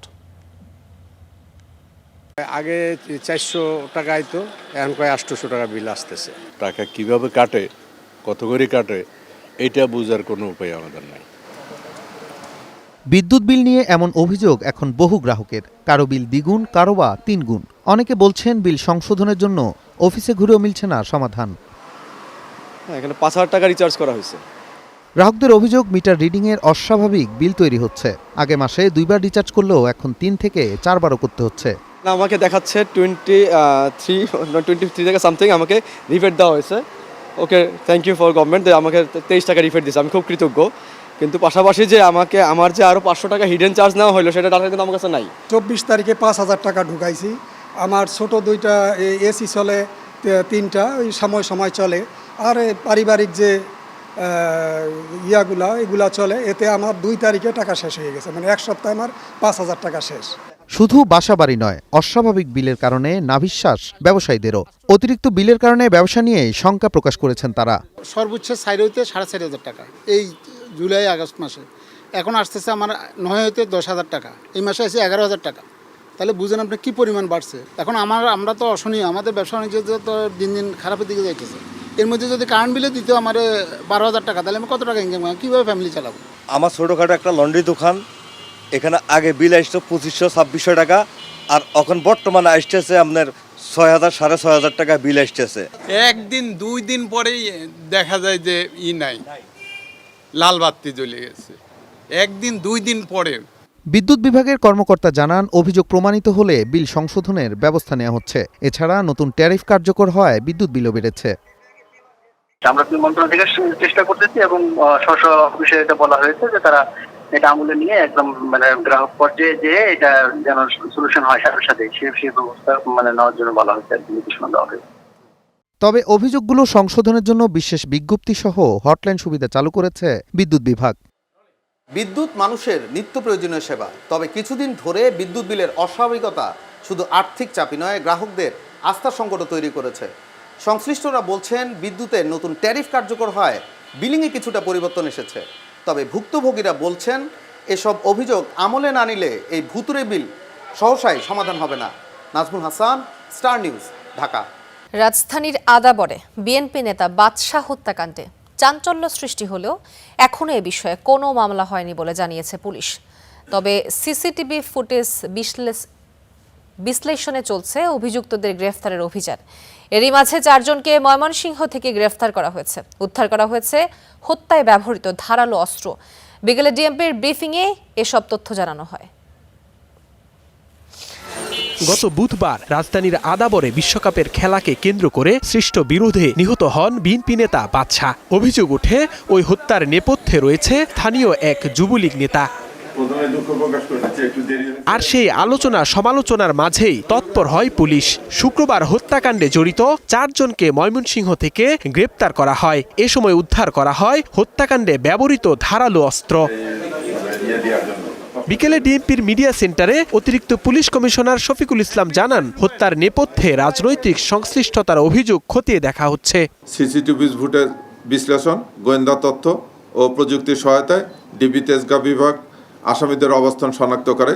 পরবর্তীতে বৃহস্পতিবার 2রা জুলাই রাত অনুমানিক 9টা 20 ঘটিকার সময় ময়মনসিংহ জেলার ঈশ্বরগঞ্জ থানাধীন সাহেবনগর এলাকায় অভিযান পরিচালনা করে তাদেরকে গ্রেপ্তার করা হয়। তিনি আরও জানান, পরিবার লাশ দাফন করতে গ্রামে যাওয়ায় এই ঘটনায় এখনো মামলা দায়ের হয়নি। এখনো আপনারা জানেন যে মামলা দায়ের হয়নি, মামলা দায়ের প্রক্রিয়াধীন। মামলা দায়ের হলে আমরা এই মামলা নিয়ে তদন্ত করে আমরা এই বাকি যে জিনিসগুলো দেখছেন এর সঙ্গে কারা কারা জড়িত, কোনো রাজনৈতিক দ্বন্দ্ব আছে বা অন্য কোনো দ্বন্দ্ব আছে কিনা এগুলো আমরা সব খতিয়ে দেখব। আদাবরের এই ঘটনায় এখন পর্যন্ত মোট 9 জনকে গ্রেপ্তার করা হয়েছে। Zisan Ahmed, Star News, Dhaka. এবার যে আপনারা আবহাওয়া এবং ট্রাফিকের আপডেট সম্পর্কে জানতে পারবেন আমাদের প্রতিদিনের আয়োজন। আমাদের অন্য স্টুডিওতে আছেন আমাদের সহকর্মী আলিফ, সরাসরি যুক্ত হচ্ছি তার সাথে। আলিফ, জানাবেন বিস্তারিত। তো আজ যেমনটি আসলে বলছিলেন, আজ এখন এই মুহূর্তে 8:11 এবং আজ কিন্তু আসলে সাপ্তাহিক ছুটির দিন, অর্থাৎ সেই জায়গায় যেমনটি আমরা প্রতিদিনের যে একটি রাশের মধ্যে দিয়ে যাই, তারপর এই সাপ্তাহিক ছুটির দিনে অনেকেই হয়তো পরিবার পরিজনের সাথে একটু নিজের মতো করে সময় কাটাতে কিংবা একটু বাইরে ঘুরতে যেতে চায়, এবং সেই জায়গায় আসলে কিভাবে কোথায় ঘুরতে গেলে এবং কোন রাস্তা দিয়ে ঘুরতে গেলে আসলে কিছুটা যানজট এড়িয়ে চলা যাবে এবং সেই সঙ্গে আবহাওয়ার পূর্বাভাসটা জেনে নিলে সেই পরিকল্পনা সাজানো আরও কিছুটা সহজ হয়ে যায়। তো দর্শকদের সেই কাজকে সহজ করে দিতে প্রতিদিনের মতো আজও আমরা জানিয়ে দিব ওয়েদার এবং ট্রাফিক আপডেট, এবং শুরুতেই আমরা যেমনটি করে থাকি এই মুহূর্তে আসলে বিশ্বের নানা শহরে বায়ুমান কেমন রয়েছে সেই বিষয়টি কিন্তু আপনাদের জানিয়ে দেওয়ার চেষ্টা আমরা করে থাকি। এবং সেই জায়গায় সুইজারল্যান্ড ভিত্তিক যে জরিপ সংস্থা রয়েছে IQ Air, তাদের সূচক অনুযায়ী আমরা এই কাজটি আপনাদের জানানোর চেষ্টা করি। এবং সেই জায়গায় এই মুহূর্তে বিশ্বের যে শহরগুলো আসলে বিশুদ্ধ বায়ুর তালিকায় শীর্ষস্থানগুলোতে রয়েছে সেগুলোর খবর যদি আমরা জানিয়ে দিতে চাই, তাহলে প্রথমে হচ্ছে নিউজিল্যান্ডের অকল্যান্ড সিটি রয়েছে, যেটি কিনা আসলে শীর্ষস্থানে উঠে এসেছে, অর্থাৎ তাদের বায়ুমান কিন্তু 6। বায়ুমান সূচকে 0 থেকে 50-এর মধ্যে থাকলে আমরা বিশুদ্ধ বায়ু বা বায়ুমান বেশ ভালো রয়েছে এমনটি আসলে বলে থাকি। সেই জায়গায় অকল্যান্ডের বায়ুমান কিন্তু 6, যেটি খুব ভালো। অস্ট্রেলিয়ার ক্যানবেরা রয়েছে 2য় স্থানে, সেটিরও আসলে বায়ুমান 11। কানাডার ভ্যানকুভার রয়েছে 12। বিশকেক কিরগিজস্তানের একটি শহর, সেটি রয়েছে বায়ুমান সূচক 13 এবং 4র্থ স্থানে তারা রয়েছে। সেই সঙ্গে অস্ট্রেলিয়ার আরেকটি শহর মেলবোর্ন, তারা আসলে রয়েছে 5ম স্থানে, যেটি কিনা গতদিন কিন্তু সেটি আসলে শীর্ষস্থানেই ছিল। সেই জায়গা থেকে তাদের কিছুটা অবনমন হয়েছে এবং বায়ুমান সূচকে কিন্তু তাদের আসলে অবস্থান 14। সেই সঙ্গে যুক্তরাষ্ট্রের শহর সান ফ্রান্সিসকো, সেটি রয়েছে 6 নম্বর স্থানে, বায়ুমান সূচক তাদের 16। এবং অস্ট্রেলিয়ারই আরেকটি শহর সিডনি রয়েছে ঠিক তার পরের স্থানেই, যাদের বায়ুমান সূচকও কিন্তু 16। অর্থাৎ এই যে সমস্ত শহরগুলো ঘুরে ফিরে সবসময় বিশুদ্ধ বায়ুর তালিকায় শীর্ষস্থানে থাকে সেগুলোই রয়েছে, তাদের হয়তো স্থান একটু উপর নিচ হয়েছে, তবে মোটামুটি শীর্ষস্থান তারা ধরে রেখেছে। যেমনটি দেখতে পাচ্ছি আমরা, আয়ারল্যান্ডের ডাবলিন রয়েছে 8 নম্বর স্থানে এবং 9 রয়েছে চীনের শহর শেনজেন। ইউএসএ ডেট্রয়েট রয়েছে, অর্থাৎ যুক্তরাষ্ট্রের ডেট্রয়েট, তারাও রয়েছে ঠিক 10 নম্বর স্থানে। মোটামুটি এই ছিল আসলে শীর্ষ 10টি যে বিশুদ্ধ শহরের তালিকা, বিশুদ্ধ বায়ুর শহরের তালিকা, সেটি নিয়ে কথা বললাম। এ পর্যায়ে যদি আমরা ঢাকার অবস্থান খুঁজতে হয়, ঢাকার অবস্থান এই মুহূর্তে বায়ুমান সূচকের দিক থেকে ঢাকার অবস্থান রয়েছে ঠিক 28 নম্বরে, এবং সেটি কিন্তু দূষিত বায়ুর তালিকায় 28 নম্বরে, যেটি কিনা আসলে অন্যান্য দিনের চাইতে ঢাকার অবস্থান কিন্তু এই মুহূর্তে বেশ ভালো। অর্থাৎ সাধারণত দূষিত বায়ুর তালিকায় শীর্ষ 10-এর মধ্যেই ঢাকাকে খুঁজে পাওয়া যায়, সেই জায়গায় আসলে তারা আজ 28 নম্বরে রয়েছে, এবং বায়ুমানও কিন্তু তাদের আসলে 69 রয়েছে। অর্থাৎ দর্শক, বায়ুমান সূচকের কথাটি যদি আপনাদের বলতে হয়, যেমনটি আসলে এর আগে বললাম, 0 থেকে 50-এর মধ্যে থাকলে সেটি বিশুদ্ধ বায়ু, এবং 50 থেকে 100-র মাঝে থাকলে সেটি আসলে মোটামুটি বায়ুমান, মোটামুটি, এবং বায়ুমান সূচকে কিন্তু ঢাকার অবস্থান আছে সেই মোটামুটি জায়গাতে রয়েছে, অর্থাৎ 69, যেটি আসলে এখনো 100 ছাড়িয়ে যায়নি। অর্থাৎ বায়ুমান সূচকে যেমন তাদের আসলে কিছুটা উন্নতি দেখা যাচ্ছে, ঢাকার 28 নম্বরে রয়েছে, সেই সঙ্গে বায়ুমান সূচকেও কিন্তু বেশ ভালো অবস্থানে মোটামুটি ঢাকা রয়েছে। তবে বেলা বাড়ার সঙ্গে সঙ্গে আসলে এই বায়ুমানের কিন্তু অবনতি ঘটতে থাকে এবং ঢাকার অবস্থানও কিন্তু উপরের দিকে উঠতে থাকে, সেই বিষয়টি কিন্তু আসলে বেশ চিন্তার একটি বিষয়। অন্যান্য যে শহরগুলো রয়েছে দূষিত বায়ুর তালিকায় শীর্ষস্থানে আজ রয়েছে ডিআর কঙ্গোর একটি দেশ কিনশাসা, ডিআর কঙ্গোর শহর কিনশাসা, এবং উগান্ডার শহর কাম্পালা রয়েছে ঠিক তার পরের স্থানেই, যাদের বায়ুমান কিন্তু 195, অর্থাৎ 150-র বেশি। 150-র বেশি হলে সেটিকে আসলে যেমনটি বলা হয়ে থাকে বেশ অস্বাস্থ্যকর বায়ু। সেই অস্বাস্থ্যকর বায়ু কিন্তু আজ রয়েছে বিশ্বের বিভিন্ন শহরে এই মুহূর্তে, যেমনটি আমরা দেখতে পাচ্ছি প্রায় বায়ুমান সূচকের 150-র উপরে থাকা দেশগুলো প্রায় 7 নম্বর স্থান পর্যন্ত কিন্তু বায়ুমান সূচকে 150-র উপরে রয়েছে দেশগুলো, অর্থাৎ যেগুলো কিন্তু বেশ অস্বাস্থ্যকর বায়ু। সেখানে 1 নম্বরে যেমনটি বললাম কিনশাসা রয়েছে, সেই সঙ্গে উগান্ডার কাম্পালা, পাকিস্তানের লাহোর রয়েছে 3-এ, যাদের বায়ুমান সূচক 163। ইন্দোনেশিয়ার শহর জাকার্তা রয়েছে, বা জাকার্তাকে কিন্তু আমরা প্রায়ই দেখে থাকি, তারা আসলে এই দূষিত বায়ুর তালিকায় শীর্ষস্থানগুলোতেই থেকে থাকে, এবং তার ব্যতিক্রম আজও নয়, তারা আসলে 4র্থ স্থানে রয়েছে। সেই সঙ্গে পরপর ভারতের 2টি শহর রয়েছে, দিল্লি এবং কলকাতা, তাদের বায়ুমান সূচকও 150-র উপরে, অর্থাৎ যথাক্রমে 161 এবং 153, অর্থাৎ তাদের বায়ুমানও বেশ অস্বাস্থ্যকর। সেই সঙ্গে চিলির সান্তিয়াগো শহর রয়েছে, ইরাকের বাগদাদ রয়েছে 7 এবং 8 নম্বর স্থানে। তো মোটামুটি শীর্ষ যে দেশগুলো দূষিত বায়ু তালিকায় রয়েছে তাদের নিয়ে কথা বলা হলো। এ পর্যায়ে আমরা একটু যদি এলাকা ভিত্তিক বায়ুমান নিয়ে কথা বলি, সেখানেও কিন্তু আসলে যেমনটি দেখা যাচ্ছে ঢাকার বায়ুমান যে আজ ভালো, সেটি কিন্তু আসলে সামগ্রিক প্রভাব কিন্তু বিভিন্ন এলাকা ভিত্তিকও রয়েছে। কিছু কিছু জায়গায় 50-এরও নিচে রয়েছে, অর্থাৎ বেশ ভালো। বেশিরভাগ জায়গাতে দেখা যাচ্ছে 50 থেকে 100-র মাঝে ও মোটামুটি বায়ুমান রয়েছে, এবং অল্প কিছু জায়গায় আসলে 100-র বেশি বায়ুমান রয়েছে। এ পর্যায়ে যদি আমরা ঢাকার আবহাওয়া নিয়ে কথা বলি, ঢাকার আবহাওয়া এই মুহূর্তে বায়ু যে তাপমাত্রা রয়েছে সেই তাপমাত্রা হচ্ছে 30 ডিগ্রি সেলসিয়াস, যেটি অনুভূত হচ্ছে 36 ডিগ্রি সেলসিয়াসের কাছাকাছি, যেটা আসলে বাতাসের যে আর্দ্রতা রয়েছে সেই আর্দ্রতার কারণে এমনটি হয়ে থাকে। বায়ু মান সূচক নিয়ে যদি কথা বলতে হয়, সেটি যেমন বললাম, বায়ুর কোয়ালিটি বা বায়ুর যে গুণগত মান সেটিও কিন্তু বেশ ভালো রয়েছে, যেমনটি আসলে দেখানো হচ্ছে এয়ার কোয়ালিটি ফেয়ার। এ পর্যায়ে যদি আমরা বৃষ্টির সম্ভাবনা নিয়ে কথা বলি, দিনের শুরুতে কিন্তু কিছুটা আকাশ মেঘলা দেখাবে, যেমনটি আসলে এখানে বলা হচ্ছে, পূর্বাভাসে বলা হচ্ছে। সেই সঙ্গে 10টার পর থেকে, অর্থাৎ বেলা বাড়ার সঙ্গে সঙ্গে কিন্তু এই মেঘলা ভাবটি কেটে যাবে, এবং সেই জায়গায় আসলে রোদ্রে দেখা পাওয়া যাবে। তো মোটামুটি যারা এই সময় বের হওয়ার পরিকল্পনা করছেন, বৃষ্টির সম্ভাবনা নেই ধরে নিয়ে তারা পরিকল্পনা সাজাতে পারেন চাইলে। সেই সঙ্গে যদি আমরা ট্রাফিক আপডেট নিয়ে কথা বলতে হয়, যেমনটা আসলে বলছিলাম আজ সাপ্তাহিক ছুটির দিন, তো সাপ্তাহিক ছুটির দিনে স্বাভাবিকভাবেই সকালবেলা সড়কে আসলে যানবাহনের চাপ বেশ কম থাকে, তেমনটি আসলে দেখা যাচ্ছে। মোটামুটি তেমন কোথাও আসলে বড় ধরনের কোনো যানজট দেখা যাচ্ছে না, যেমনটি আসলে প্রতিনিয়ত হয়ে থাকে। হাতিরঝিল দিয়ে যারা বের হয়ে থাকেন, রামপুরা বাড্ডার ইউলুপ দিয়ে যারা ঘুরে চলাচল করেন, তাদের আসলে যানবাহনের চাপ পোহাতে হয়। তবে আজ কিন্তু তার ব্যতিক্রম, এই জায়গাটিতে দেখা যাচ্ছে, দর্শক যদি আপনাদের দেখাই, এই জায়গাটিতে দেখা যাচ্ছে তেমন কোনো যানবাহনের চাপই নেই, অর্থাৎ পুরো জায়গাটি মোটামুটি সড়ক ফাঁকা দেখা যাচ্ছে। তবে সেই জায়গায় আসলে খিলগাঁওয়ের এই পাশে, অর্থাৎ অতীশ দীপঙ্কর রোড যেটি রয়েছে, সেই জায়গাতে কিন্তু কিছুটা, অর্থাৎ মগবাজার রেল ক্রসিং পার হওয়ার পরে কিছুটা যানবাহন হয়তো সেখানে রয়েছে, এবং যানজটের চাপ কিছুটা রয়েছে। এ পর্যায়ে যদি এই পাশে শাহবাগ নিয়ে কথা বলতে হয়, যেমনটি আসলে আজকে সকালে খেলা ছিল, সেই জায়গায় ঢাকা বিশ্ববিদ্যালয় এলাকায় টিএসসিতে বড় পর্দায় খেলা দেখা শেষ করে অনেকে হয়তো এখন ফিরছেন, সেই জায়গায় হয়তো তাদের কিছুটা যানবাহন বা যানবাহনের চাপ কিন্তু তাদের পোহাতে হতে পারে শাহবাগের এই পাশটাতে। সেই সঙ্গে হোটেল ইন্টারকন্টিনেন্টালের সামনে হয়ে বাংলা মোটর হয়ে এই পাশে কাজী নজরুল ইসলাম এভিনিউ হয়ে যারা চলাচল করবেন, তাদেরও কিন্তু এ পাশে কিছু কিছুটা যানবাহনের চাপ রয়েছে। তবে এই জায়গায় সারফোয়ারা পার হয়ে গেলে এপাশে আর তেমন যানবাহনের চাপ তাদের পোহাতে হবে না। আবার এপাশে তেজগাঁও এসে তারা কিছুটা যানবাহনের চাপ পাবেন। এপাশে মানিক মিয়া এভিনিউ পুরোপুরি ফাঁকা রয়েছে। সেই সঙ্গে যদি আমরা বিজয় সরণির এই পাশটা নিয়ে কথা বলি, সেখানেও যানবাহনের চাপ তেমন নেই, কিছুটা কমই দেখা যাচ্ছে। সাপ্তাহিক ছুটির দিন স্বাভাবিকভাবেই যানবাহনের চাপ তেমন থাকে না। এ পর্যায়ে যদি আমরা এই পাশে বেগম রোকেয়া সরণি নিয়ে কথা বলি, মিরপুর 10 থেকে যারা বেগম রোকেয়া সরণি ব্যবহার করে এপাশে বিজয় সরণির দিকে যাতায়াত করবেন, মোটামুটি তেমন কোনো যানবাহনের চাপ তাদের পোহাতে হবে না, যানজট তেমন দেখা যাচ্ছে না। একই সঙ্গে যারা এপাশ থেকে অর্থাৎ বিজয় সরণি থেকে মিরপুর 10-এর দিকে চলাচল করবেন, তাদের আসলে যানবাহনের তেমন কোনো চাপ পোহাতে হবে না।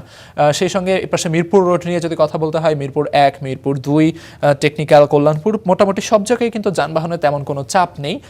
রাস্তাঘাট মোটামুটি ফাঁকা দেখা যাচ্ছে। তবে যেমনটি হয়ে থাকে যে সাপ্তাহিক ছুটির দিন যেহেতু অনেকেই হয়তো ঢাকার বাইরে যাওয়ার পরিকল্পনা করে থাকেন, সেই ঢাকার বাইরে যারা যাচ্ছেন তাদের ক্ষেত্রে আসলে গুরুত্বপূর্ণ একটি পয়েন্ট হচ্ছে ঢাকার প্রবেশদ্বারগুলো। সেই জায়গায় যদি গাবতলী আমিনবাজার নিয়ে কথা বলতে হয়, সেখানে কিন্তু এখনও তেমন যানবাহনের চাপ নেই। অর্থাৎ যারা এখন পরিকল্পনা করছেন ঢাকার বাইরে যাওয়ার, এই গাবতলী আমিনবাজার নিয়ে মোটামুটি তাদের যানজট পোহাতে হবে না, সেই জায়গায় তারা কিছুটা স্বস্তি পাবেন। এ পর্যায়ে যদি আমরা এপাশে ঢাকার আরেকটি প্রবেশদ্বার নিয়ে কথা বলি, যেটি হচ্ছে কিনা যাত্রাবাড়িতে কিন্তু এরই মধ্যে কিছুটা যানবাহনের চাপ রয়েছে, যেমন দেখা যাচ্ছে যানবাহনের চাপ বাড়তে শুরু করেছে। অর্থাৎ এই পাশটাতে যারা ব্যবহার করবেন হয়তো সামান্য কিছু সময়ের জন্য তাদের যানজট পোহাতে হবে।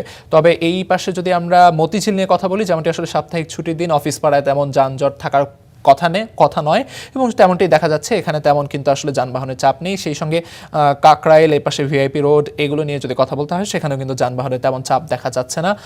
সেই সঙ্গে এই পাশে Gulshan, Kemal Ataturk Avenue, Gulshan Avenue, এগুলোতেও তেমন যানবাহনের চাপ নেই।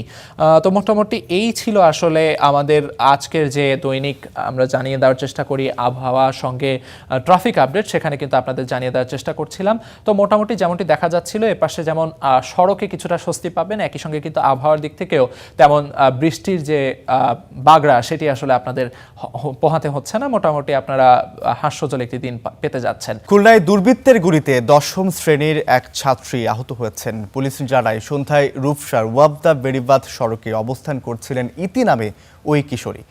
এ সময় মোটর সাইকেল থেকে এক দুর্বৃত্ত তাকে লক্ষ্য করে গুলি ছুড়ে পালিয়ে যায়। এতে কিশোরীটির পায়ে গুলিবিদ্ধ হয়ে মাটিতে লুটিয়ে পড়েন।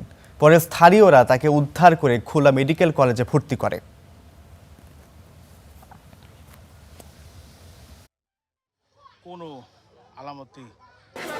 দর্শক, এ বিষয়ে আরও জানবো এবং এই বিষয়ে আরও জানাতে আমাদের সহকর্মী খুলনা থেকে যুক্ত হচ্ছে রফিউল ইসলাম টুটুল। আমরা টুটুলের সাথে এখন যুক্ত হবো। টুটুল, যেমনটা আসলে বলছিলাম যে কিশোরীটি গুলিবিদ্ধ হয়েছে, আপনার কাছে জানতে চাই যে আহত শিক্ষার্থীর শারীরিক অবস্থা কেমন দেখছেন এবং হামলার বিষয়ে পুলিশ আসলে কি বলছে এবং যিনি হামলা করেছে তাকে আটক করা হয়েছে কিনা?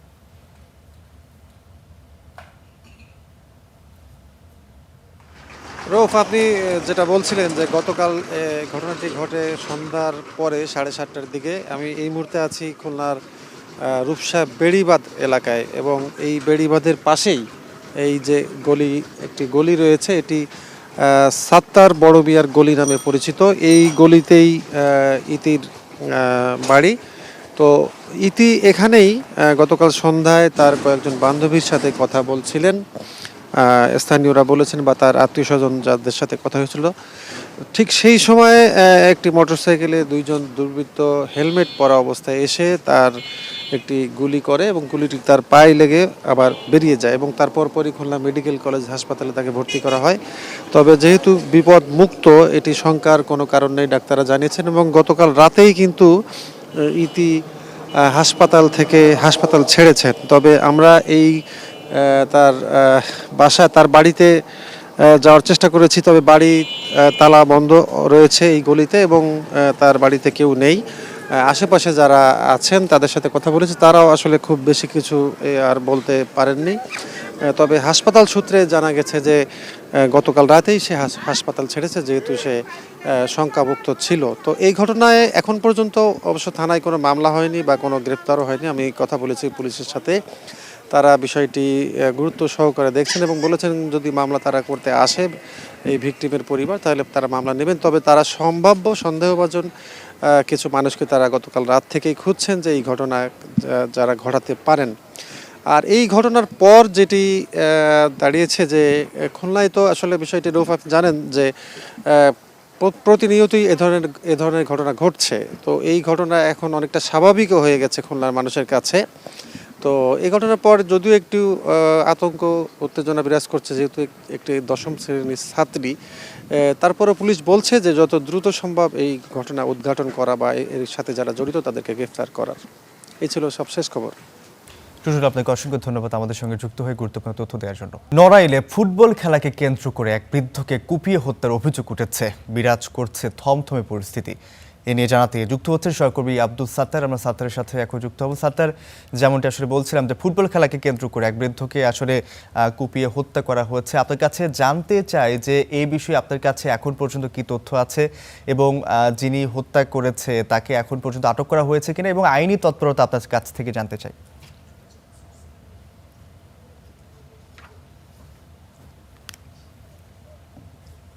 রৌপ, আপনাকে ধন্যবাদ।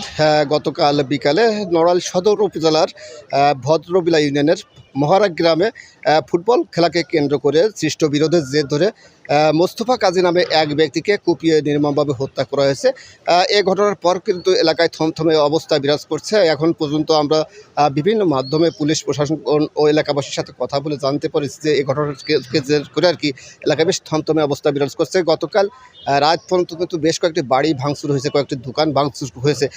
এছাড়া কিন্তু ওই অঞ্চল জুড়ে কিন্তু মানে বিশেষ করে বেশ কিছু গরু ছাগল লুট হয়েছে। আমরা কথা বলেছি আসলে যে ঘটনাটি ঘটেছে এর জের ধরে যে পুলিশ কিন্তু রয়েছে, কিন্তু তারপরে কিন্তু পরিস্থিতি থামছে না। অর্থাৎ আরও একটু বিষয় বলে রাখি যে ফুটবল খেলাকে কেন্দ্র করে যে ঘটনা ঘটেছে, এখানে দুটি তরুণ অর্থাৎ তরুণরা ফুটবল খেলেছে। সেই ফুটবল খেলা নিয়ে কিন্তু বিশেষ করে তরুণদের ভিতরে বিরোধ হয়। মোস্তফা কাজী ঠেকাতে গিয়েছিলেন এবং গতকাল বিকালে সেই বিষয়টি সালিশ হওয়ার কথা ছিল। তিনি বাড়ি থেকে আসার পথে বিশেষ করে মহারাগ এলাকা আসলে তরুণরা মানে একটি সংঘবদ্ধ চক্র তাকে কুপিয়ে হত্যা করে। এই ঘটনার পর মৃতদেহটি কিন্তু এখন এই মুহূর্তে নড়াইল সদর হাসপাতাল মর্গে রয়েছে এবং কিছুক্ষণ পরে কিন্তু ময়না তদন্ত হবে এবং ময়না তদন্তের পর কিন্তু মৃতদেহটি তার স্বজনদের কাছে হস্তান্তর করা হবে এবং বিকালে জানাজা হবে। এখন পর্যন্ত কিন্তু এই বিষয়টি নিয়ে কোনো মামলা হয়নি এবং আজ অর্থাৎ লাশ দাফনের পরে মামলা হওয়ার যে প্রস্তুতি সেটি নেবেন বলে জানতে পেরেছি। এই ঘটনাকে কেন্দ্র করে বেশ এলাকায় কিন্তু আসলে যে ঝামেলা এখনও বিরাজ করছে। পুলিশ কিন্তু পরিস্থিতি সামাল দিতে বেশ কষ্ট পাচ্ছে। সব কিছু মিলে আসলে ওই অঞ্চলের যে পরিস্থিতি পুলিশ দ্রুত সামাল না দিলে আরও অঘটনের সম্ভাবনা রয়ে গেছে। এলাকার অসংখ্য মানুষ কিন্তু বাড়িঘর ছেড়ে পালিয়ে গেছে, বিশেষ করে যে ওখানে পোলইডাঙ্গা এবং যে ভদ্রবিলা গ্রাম, এই ভদ্রবিলা গ্রামের লোকজন কিন্তু গতকাল থেকে বাড়িঘর ছেড়ে চলে গেছে এবং হাঁস মুরগি গরু ছাগল নিয়ে কিন্তু তারা সরে গেছে।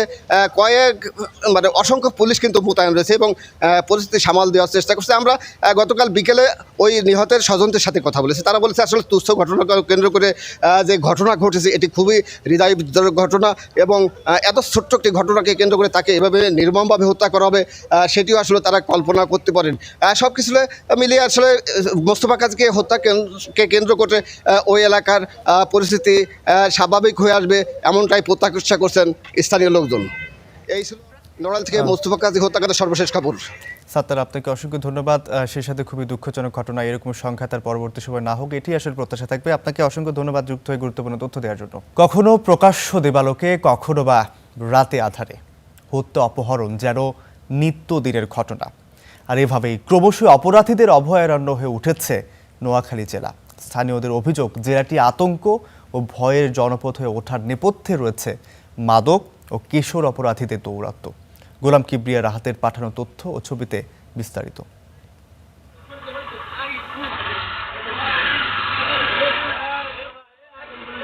দিন দুপুরে এমন নির্মমতা নোয়াখালীর বেগমগঞ্জ উপজেলার হাজিপুর গ্রামে।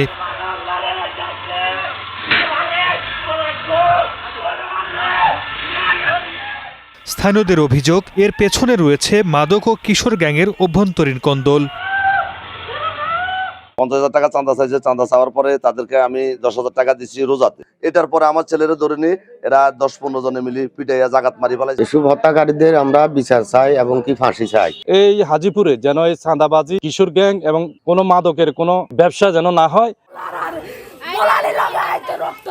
গেল ৩০ মে রাতে বেগমগঞ্জে কিশোর গ্যাংয়ের হামলায় প্রাণ হারান এক ব্যক্তি, একই রাতে শরীফপুরে নিহত হন আরেকজন। এসব ঘটনার পেছনে রয়েছে মাদক ও কিশোর গ্যাংয়ের দৌরাত্ম্য। কিশোর গ্যাং সহ একত্রে আমাদের কবিরের উপর যে সশস্ত্র হামলা করছে, সন্ত্রাসী হামলা করছে, আমরা তীব্র নিন্দা ও প্রতিবাদ জানাই। জোবায়ের হোসেন রাকিবকে মানে হত্যা করার পেছনে মূলত আপনার যারা করছে এরা মাদক সেবী, এই ধরনের লোক এরা চাঁদা দাবি করছিল।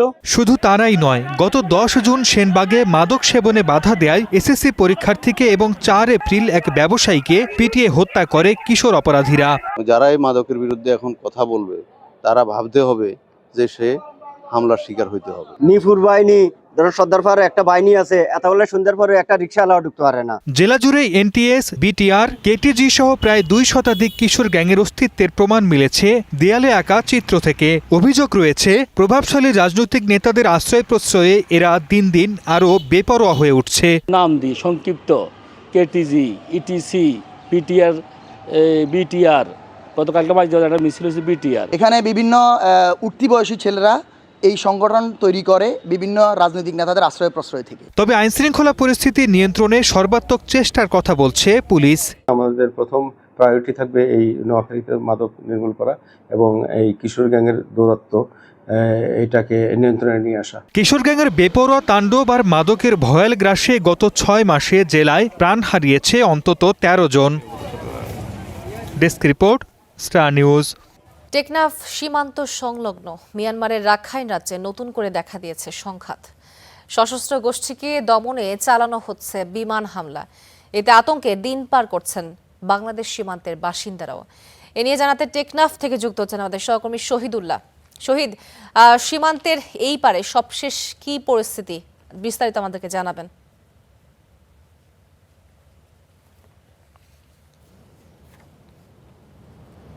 আপাতত সীমান্ত পরিস্থিতি শান্ত বলে বলা যায়, কিন্তু মিয়ানমারের যে অভ্যন্তরে কিন্তু তাদের সংঘর্ষ চলমান রয়েছে। ফলে যারা টেকনাফের যারা সীমান্তবর্তী বাসিন্দা রয়েছে তাদের আতঙ্ক কিন্তু মনের মধ্যে রয়ে গেছে। ফলে তারা যে প্রতিনিয়ত যে যারা নাফ নদী এবং বঙ্গোপসাগরের মাছ শিকারে যান জেলেরা, তাদের মধ্যে বই কিন্তু রয়ে গেছে। তাদেরকে যারা মিয়ানমারের আরকান আর্মি, সশস্ত্র বিদ্রোহী গোষ্ঠী আরকান আর্মি রয়েছেন, তারা মংডু শহর দখলে নেওয়ার পর থেকে কিন্তু বাংলাদেশের জেলেদের উপর আক্রমণ করা হচ্ছে। অনেক সময় গুলি করে, অনেক সময় তাদেরকে ধরে নিয়ে যাওয়া হচ্ছে। এখনো পর্যন্ত প্রায় 2 শতাধিক জেলে বাংলাদেশের জেলে মিয়ানমারে বন্দী রয়েছে। ফলে তারা যে জেলেরা রয়েছেন তারা বলছেন যে তাদেরকে তাদের যে শেষ সম্বলটুকু নৌকা সেটাও কিন্তু তারা রেখে দিয়ে পরবর্তীতে তাদেরকে 5-6 মাস ধরে জেল কেটে তাদেরকে বাংলাদেশে ফেরত আনা হয়। তারা যারা জেলে রয়েছেন তারা যে দাবিটুকু করেছেন বাংলাদেশ সরকারের প্রতি, তাদেরকে যেন জেলে পরিবারের সদস্যদের যেন ফেরত আনা হয় এবং তাদের যে নৌকা যে নাফ নদী এবং বঙ্গোপসাগরের জন্য নিরাপত্তা জোরদার করা হয় সেই বিষয়ে তারা কিন্তু উল্লেখ করেছেন। তবে যে সীমান্তবর্তী এলাকা রয়েছে সেখানে যারা মানুষ বসবাস করেন তাদের নিরাপত্তার বিষয়ে তারা সতর্ক রয়েছেন বলে আমরা জেনেছি এবং প্রশাসনের পক্ষ থেকে তাদেরকে সতর্ক অবস্থানে থাকার জন্য বলা হয়েছে। তবে যে মিয়ানমারের সংঘাতের কারণে যে অনুপ্রবেশের সংখ্যা দেখা দিয়েছে, ফলে বিজিবি এবং কোস্টগার্ড যারা প্রশাসনের লোকজন রয়েছে তারা সতর্ক অবস্থানে রয়েছে বলে আমরা জেনেছি। তবে আজকে যে রিজিয়ন পর্যায়ে যারা বিজিবির কর্মকর্তা রয়েছেন এবং উপজেলা প্রশাসনের কর্মকর্তা রয়েছেন এবং যিনি এমপি রয়েছেন তাদের বৈঠক হওয়ার কথা রয়েছে। সেই বিষয়ে তারা সিদ্ধান্ত নেবেন কি করা যায় সীমান্তের বিষয়ে, তারা সেই বিষয়ে সে বৈঠকের কথা রয়েছে। তবে যে সর্বশেষ যে সীমান্ত পরিস্থিতি এখন আপাতত শান্ত দেখা যাচ্ছে, তবে মিয়ানমারের সংঘর্ষ চলমান রয়েছে। ফলে আমরা টেকনাফের যারা বাসিন্দা রয়েছেন তারা আতঙ্কে অবশ্যই রয়েছেন। আপাতত তারা যারা সাগরে মাছ শিকারে যাচ্ছেন তারা বইয়ের মধ্যে মাছ শিকার করে যাচ্ছে। এই ছিল আমার কাছে টেকনাফ থেকে সবচেয়ে। আপনাকে ধন্যবাদ। দর্শক, টেকনাফ থেকে আমাদের সাথে যুক্ত ছিলেন আমাদের সহকর্মী শহীদুল্লাহ। পাবনায় থানা ঘেরাও করে নাশকতায় জড়িত সন্দেহে আটক যুবলীগ নেতাকে ছাড়িয়ে নিয়েছে কয়েকশো গ্রামবাসী। গতরাত 10:30টার দিকে পাবনার ভাঙ্গুড়া থানায় এ ঘটনা ঘটে। পুলিশ জানায় নাশকতায় জড়িত সন্দেহভাজন হিসেবে রিপন সরকারকে আটক করে থানায় আনা হয়। তবে স্থানীয়দের দাবি একটি মাছের বাজার এবং সরকারি জমি দখল করেছিল একটি চক্র। এ ঘটনায় গ্রামবাসীর পক্ষে জোরালো ভূমিকা রাখেন রিপন সরকার, যার কারণেই থানায় অভিযোগ দিয়ে তাকে আটক করায় চক্রটি। এ খবর শুনে থানা ঘেরাও করে বিক্ষোভ করে কয়েকশো শতাধিক গ্রামবাসী তাকে ছাড়িয়ে নিয়ে যায়। পরে বিক্ষোভকারীদের 5 সদস্যের প্রতিনিধি দলের সঙ্গে আলোচনা শেষে রিপন সরকারকে তাদের জিম্মায় ছেড়ে দেয় পুলিশ। রিপন সরকার পাড় ভাঙ্গুড়া ইউনিয়নের ১ নম্বর ওয়ার্ড যুবলীগের সাবেক সভাপতি।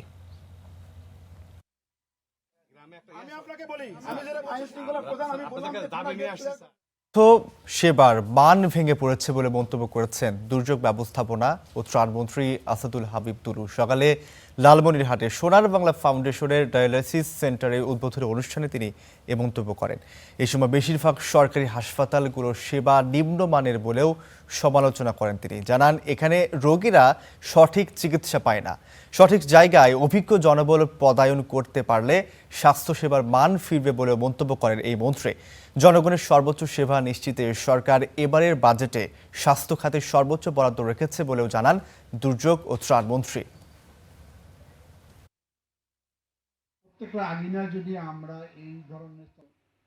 বাংলাদেশের স্বাস্থ্য খাতটা একদম ভেঙে পড়েছে আর কি। মানুষের বিশেষ করে সরকারি হাসপাতালগুলোতে রোগী সেবাটা একদম নিম্নমানের।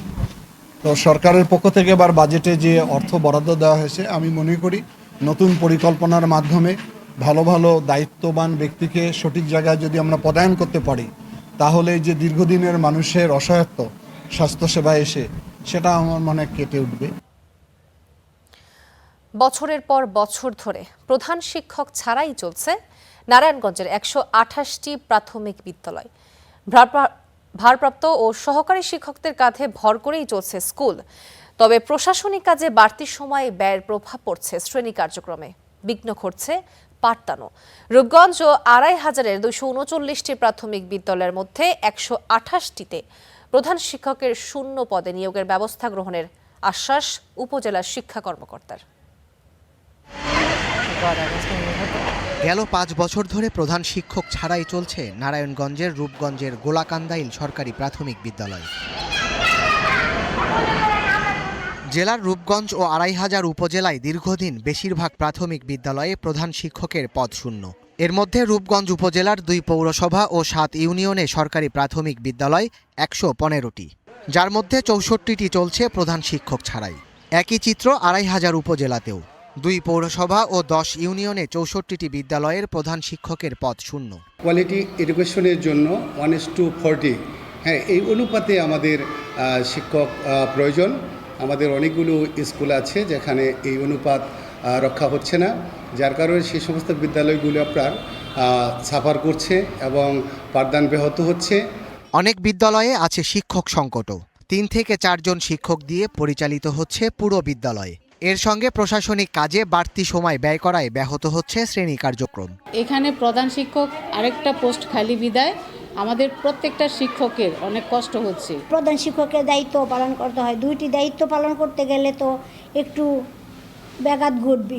তবে উপজেলা শিক্ষা কর্মকর্তারা বলছেন, শূন্য পদ পূরণে চিঠি দেওয়া হয়েছে ঊর্ধ্বতন কর্তৃপক্ষ বরাবর। প্রধান শিক্ষক 2টা পোস্ট ফুল করাতে সে ক্লাসও নেয় আবার অফিসিয়াল কাজও করে।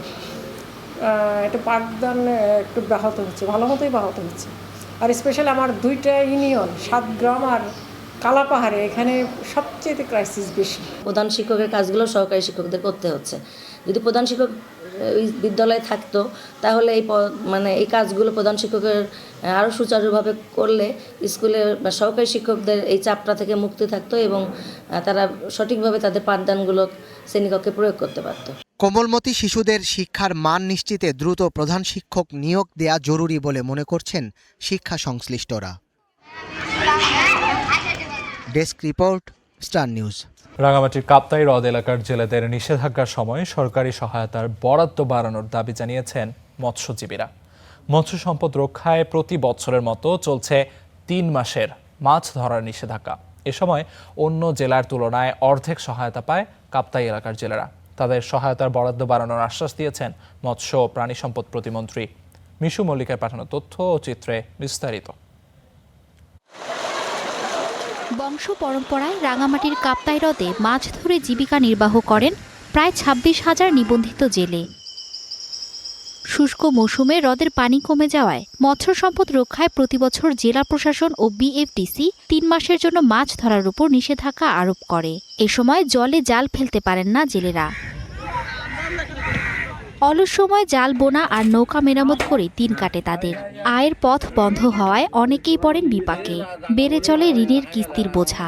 গ্রামীণ ব্যাংক আছে, ব্যাংক আছে, এটা থেকে লোন লইয়া আমরা জাল করতে আছি। বর্তমানে কোনো কাজকর্ম করতে পারি নাই, এরকম করে আমরা চুরি চুরি করে চলতে জানি, ফিসরিয়ে ধরে।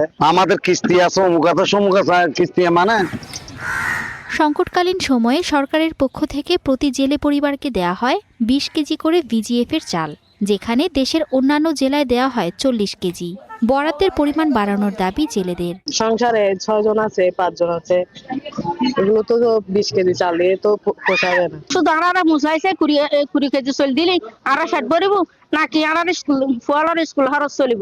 আমরা একটা লিখিত আবেদন দিচ্ছি, ওটা এখনো বর্তমানে ওই কার্যক্রম চালু হয় নাই। আশা করি আগামী বিজিএফ কাটে জেলেরা 40 কেজি করে বরাদ্দ পাবে ইনশাল্লাহ। খাদ্য সহায়তা বাড়াতে এরই মধ্যে সরকারের উচ্চ পর্যায়ে চিঠি দেওয়ার কথা জানিয়েছেন স্থানীয় প্রশাসন ও বিএফটিসি কর্তৃপক্ষ। এ বিষয়ে আমরা আমাদের মন্ত্রণালয় বিএফটিসির হেড অফিসের মাধ্যমে পত্র প্রেরণ করেছি এবং এ বিষয়ে আমাদের জেলা প্রশাসন থেকেও পত্র লেখা হয়েছে। তো এখন পর্যন্ত আমরা 2 মাসের বরাদ্দ পেয়েছি। তাদের যে চাহিদা বা তাদের যে প্রয়োজনীয়তা, এই বিষয়টা বিবেচনা করে আমরা জেলা প্রশাসন থেকে এবং একই সাথে মৎস্য বিভাগের যে অন্যান্য দপ্তরগুলো আছে সবাই আমরা মন্ত্রণালয়ে লিখেছি। কাপ্তাই হ্রদের এই প্রান্তিক মানুষদের হাহাকার পৌঁছেছে খোদ মন্ত্রণালয়ে। বৈষম্য দূর করে সমন্বিত উদ্যোগ নেওয়ার আশ্বাস দিয়েছেন মৎস্য ও প্রাণী সম্পদ প্রতিমন্ত্রী।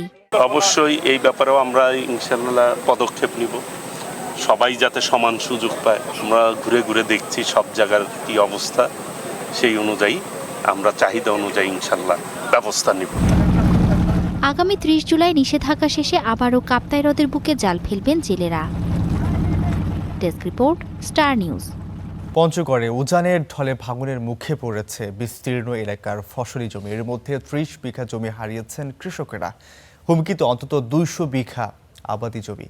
ভাঙন রোধে দ্রুত ব্যবস্থা নেওয়ার দাবি নদী তীরবর্তী বাসিন্দাদের। আবাদি জমি ভেঙে পরিণত হয়েছে নালায়। সেই ভাঙনের তীরে দাঁড়িয়ে দুশ্চিন্তায় এলাকাবাসী।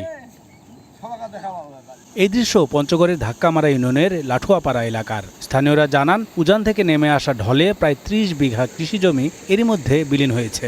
বর্ষা মৌসুমে ভাঙনের মাত্রা বাড়ে কয়েক গুণ। বর্ষা মৌসুম শুরু হতেই যখন আকাশের বৃষ্টি শুরু হয় তখন এই জমির ভাঙন শুরু হয়ে যায়। ভাঙতে ভাঙতে আমাদের মোটামুটি অনেক জায়গা ভেঙে গেছে। আমার এবং আমার পরিবারেরই প্রায় 70 বিঘা জমি এখানে ভেঙে খারখানা হয়ে গেছে। ভাঙন রোধে পানি উন্নয়ন বোর্ডে একাধিকবার লিখিত আবেদন করা হলেও এখনও উদ্যোগ নেওয়া হয়নি, অভিযোগ এলাকাবাসীর। আমরা পানি উন্নয়ন বোর্ডে অনেকবার দরখাস্ত করেছি, পানি উন্নয়ন বোর্ড কোনো পদক্ষেপ নিচ্ছে না এবং আমরা ডিসি সাহেবের বরাবরে গেছিলাম, ডিসি সাহেব কোনো পদক্ষেপ নিচ্ছে না। এটা গভর্নমেন্ট যদি একটু পদক্ষেপ নেয় তাহলে আসলে আমাদের এই এলাকার জমিগুলো, কৃষকগুলো বাঁচে। সুইচ গেট নির্মাণ না হলে তাহলে আমরা গরিব মানুষ বা আমরা কৃষক অসহায় দিন কাটাবো। সরেজমিনে দেখে প্রয়োজনীয় ব্যবস্থার আশ্বাস পানি উন্নয়ন বোর্ডের। এলাকার মানুষজন অত্র এলাকায় একটা ওয়াটার কন্ট্রোল স্ট্রাকচার অথবা বাঁধ নির্মাণের জন্য দাবি জানিয়েছেন। তো উক্ত এলাকায় সরেজমিনে পরিদর্শন করে ওয়াটার কন্ট্রোল স্ট্রাকচার বা বাঁধ নির্মাণের প্রয়োজনীয় ব্যবস্থা গ্রহণ করা হবে। লাঠুয়াপাড়া সহ আশেপাশের এলাকার প্রায় 300 কৃষকের অন্তত 200 বিঘা আবাদি জমি ভাঙনের ঝুঁকিতে রয়েছে। Desk report, Star news. দর্শকের পর্যায়ে আবারও একটু ফিরতে চাই ইরান প্রসঙ্গে। সেখানে তেহরানে খামেনির শেষ বিদায়ের আনুষ্ঠানিকতা চলছে, সরাসরি চলে যাচ্ছি সেখানে। দর্শক, তেহরান থেকে সরাসরি দেখছিলাম ইরানের সর্বোচ্চ ধর্মীয় নেতা আয়াতুল্লাহ আলী খামেনির জানাজা উপলক্ষে 7 দিনব্যাপী যে আয়োজন, সেই আয়োজনের কিছু অংশ। দর্শক, ঘড়ির কাঁটা বলছে গুড মর্নিং বাংলাদেশের একদম শেষ পর্যায়ে আমরা চলে এসেছি এবং পুরো এই আয়োজন জুড়ে আপনাদের সঙ্গে ছিলাম আমি আমিরুল ইসলাম আলিফ, আমি ছিলাম তো আফরোজ এবং আমি আব্দুর রউফ। আগামীকাল ঠিক সকাল 7টায় গুড মর্নিং বাংলাদেশ দেখার আমন্ত্রণ রইল।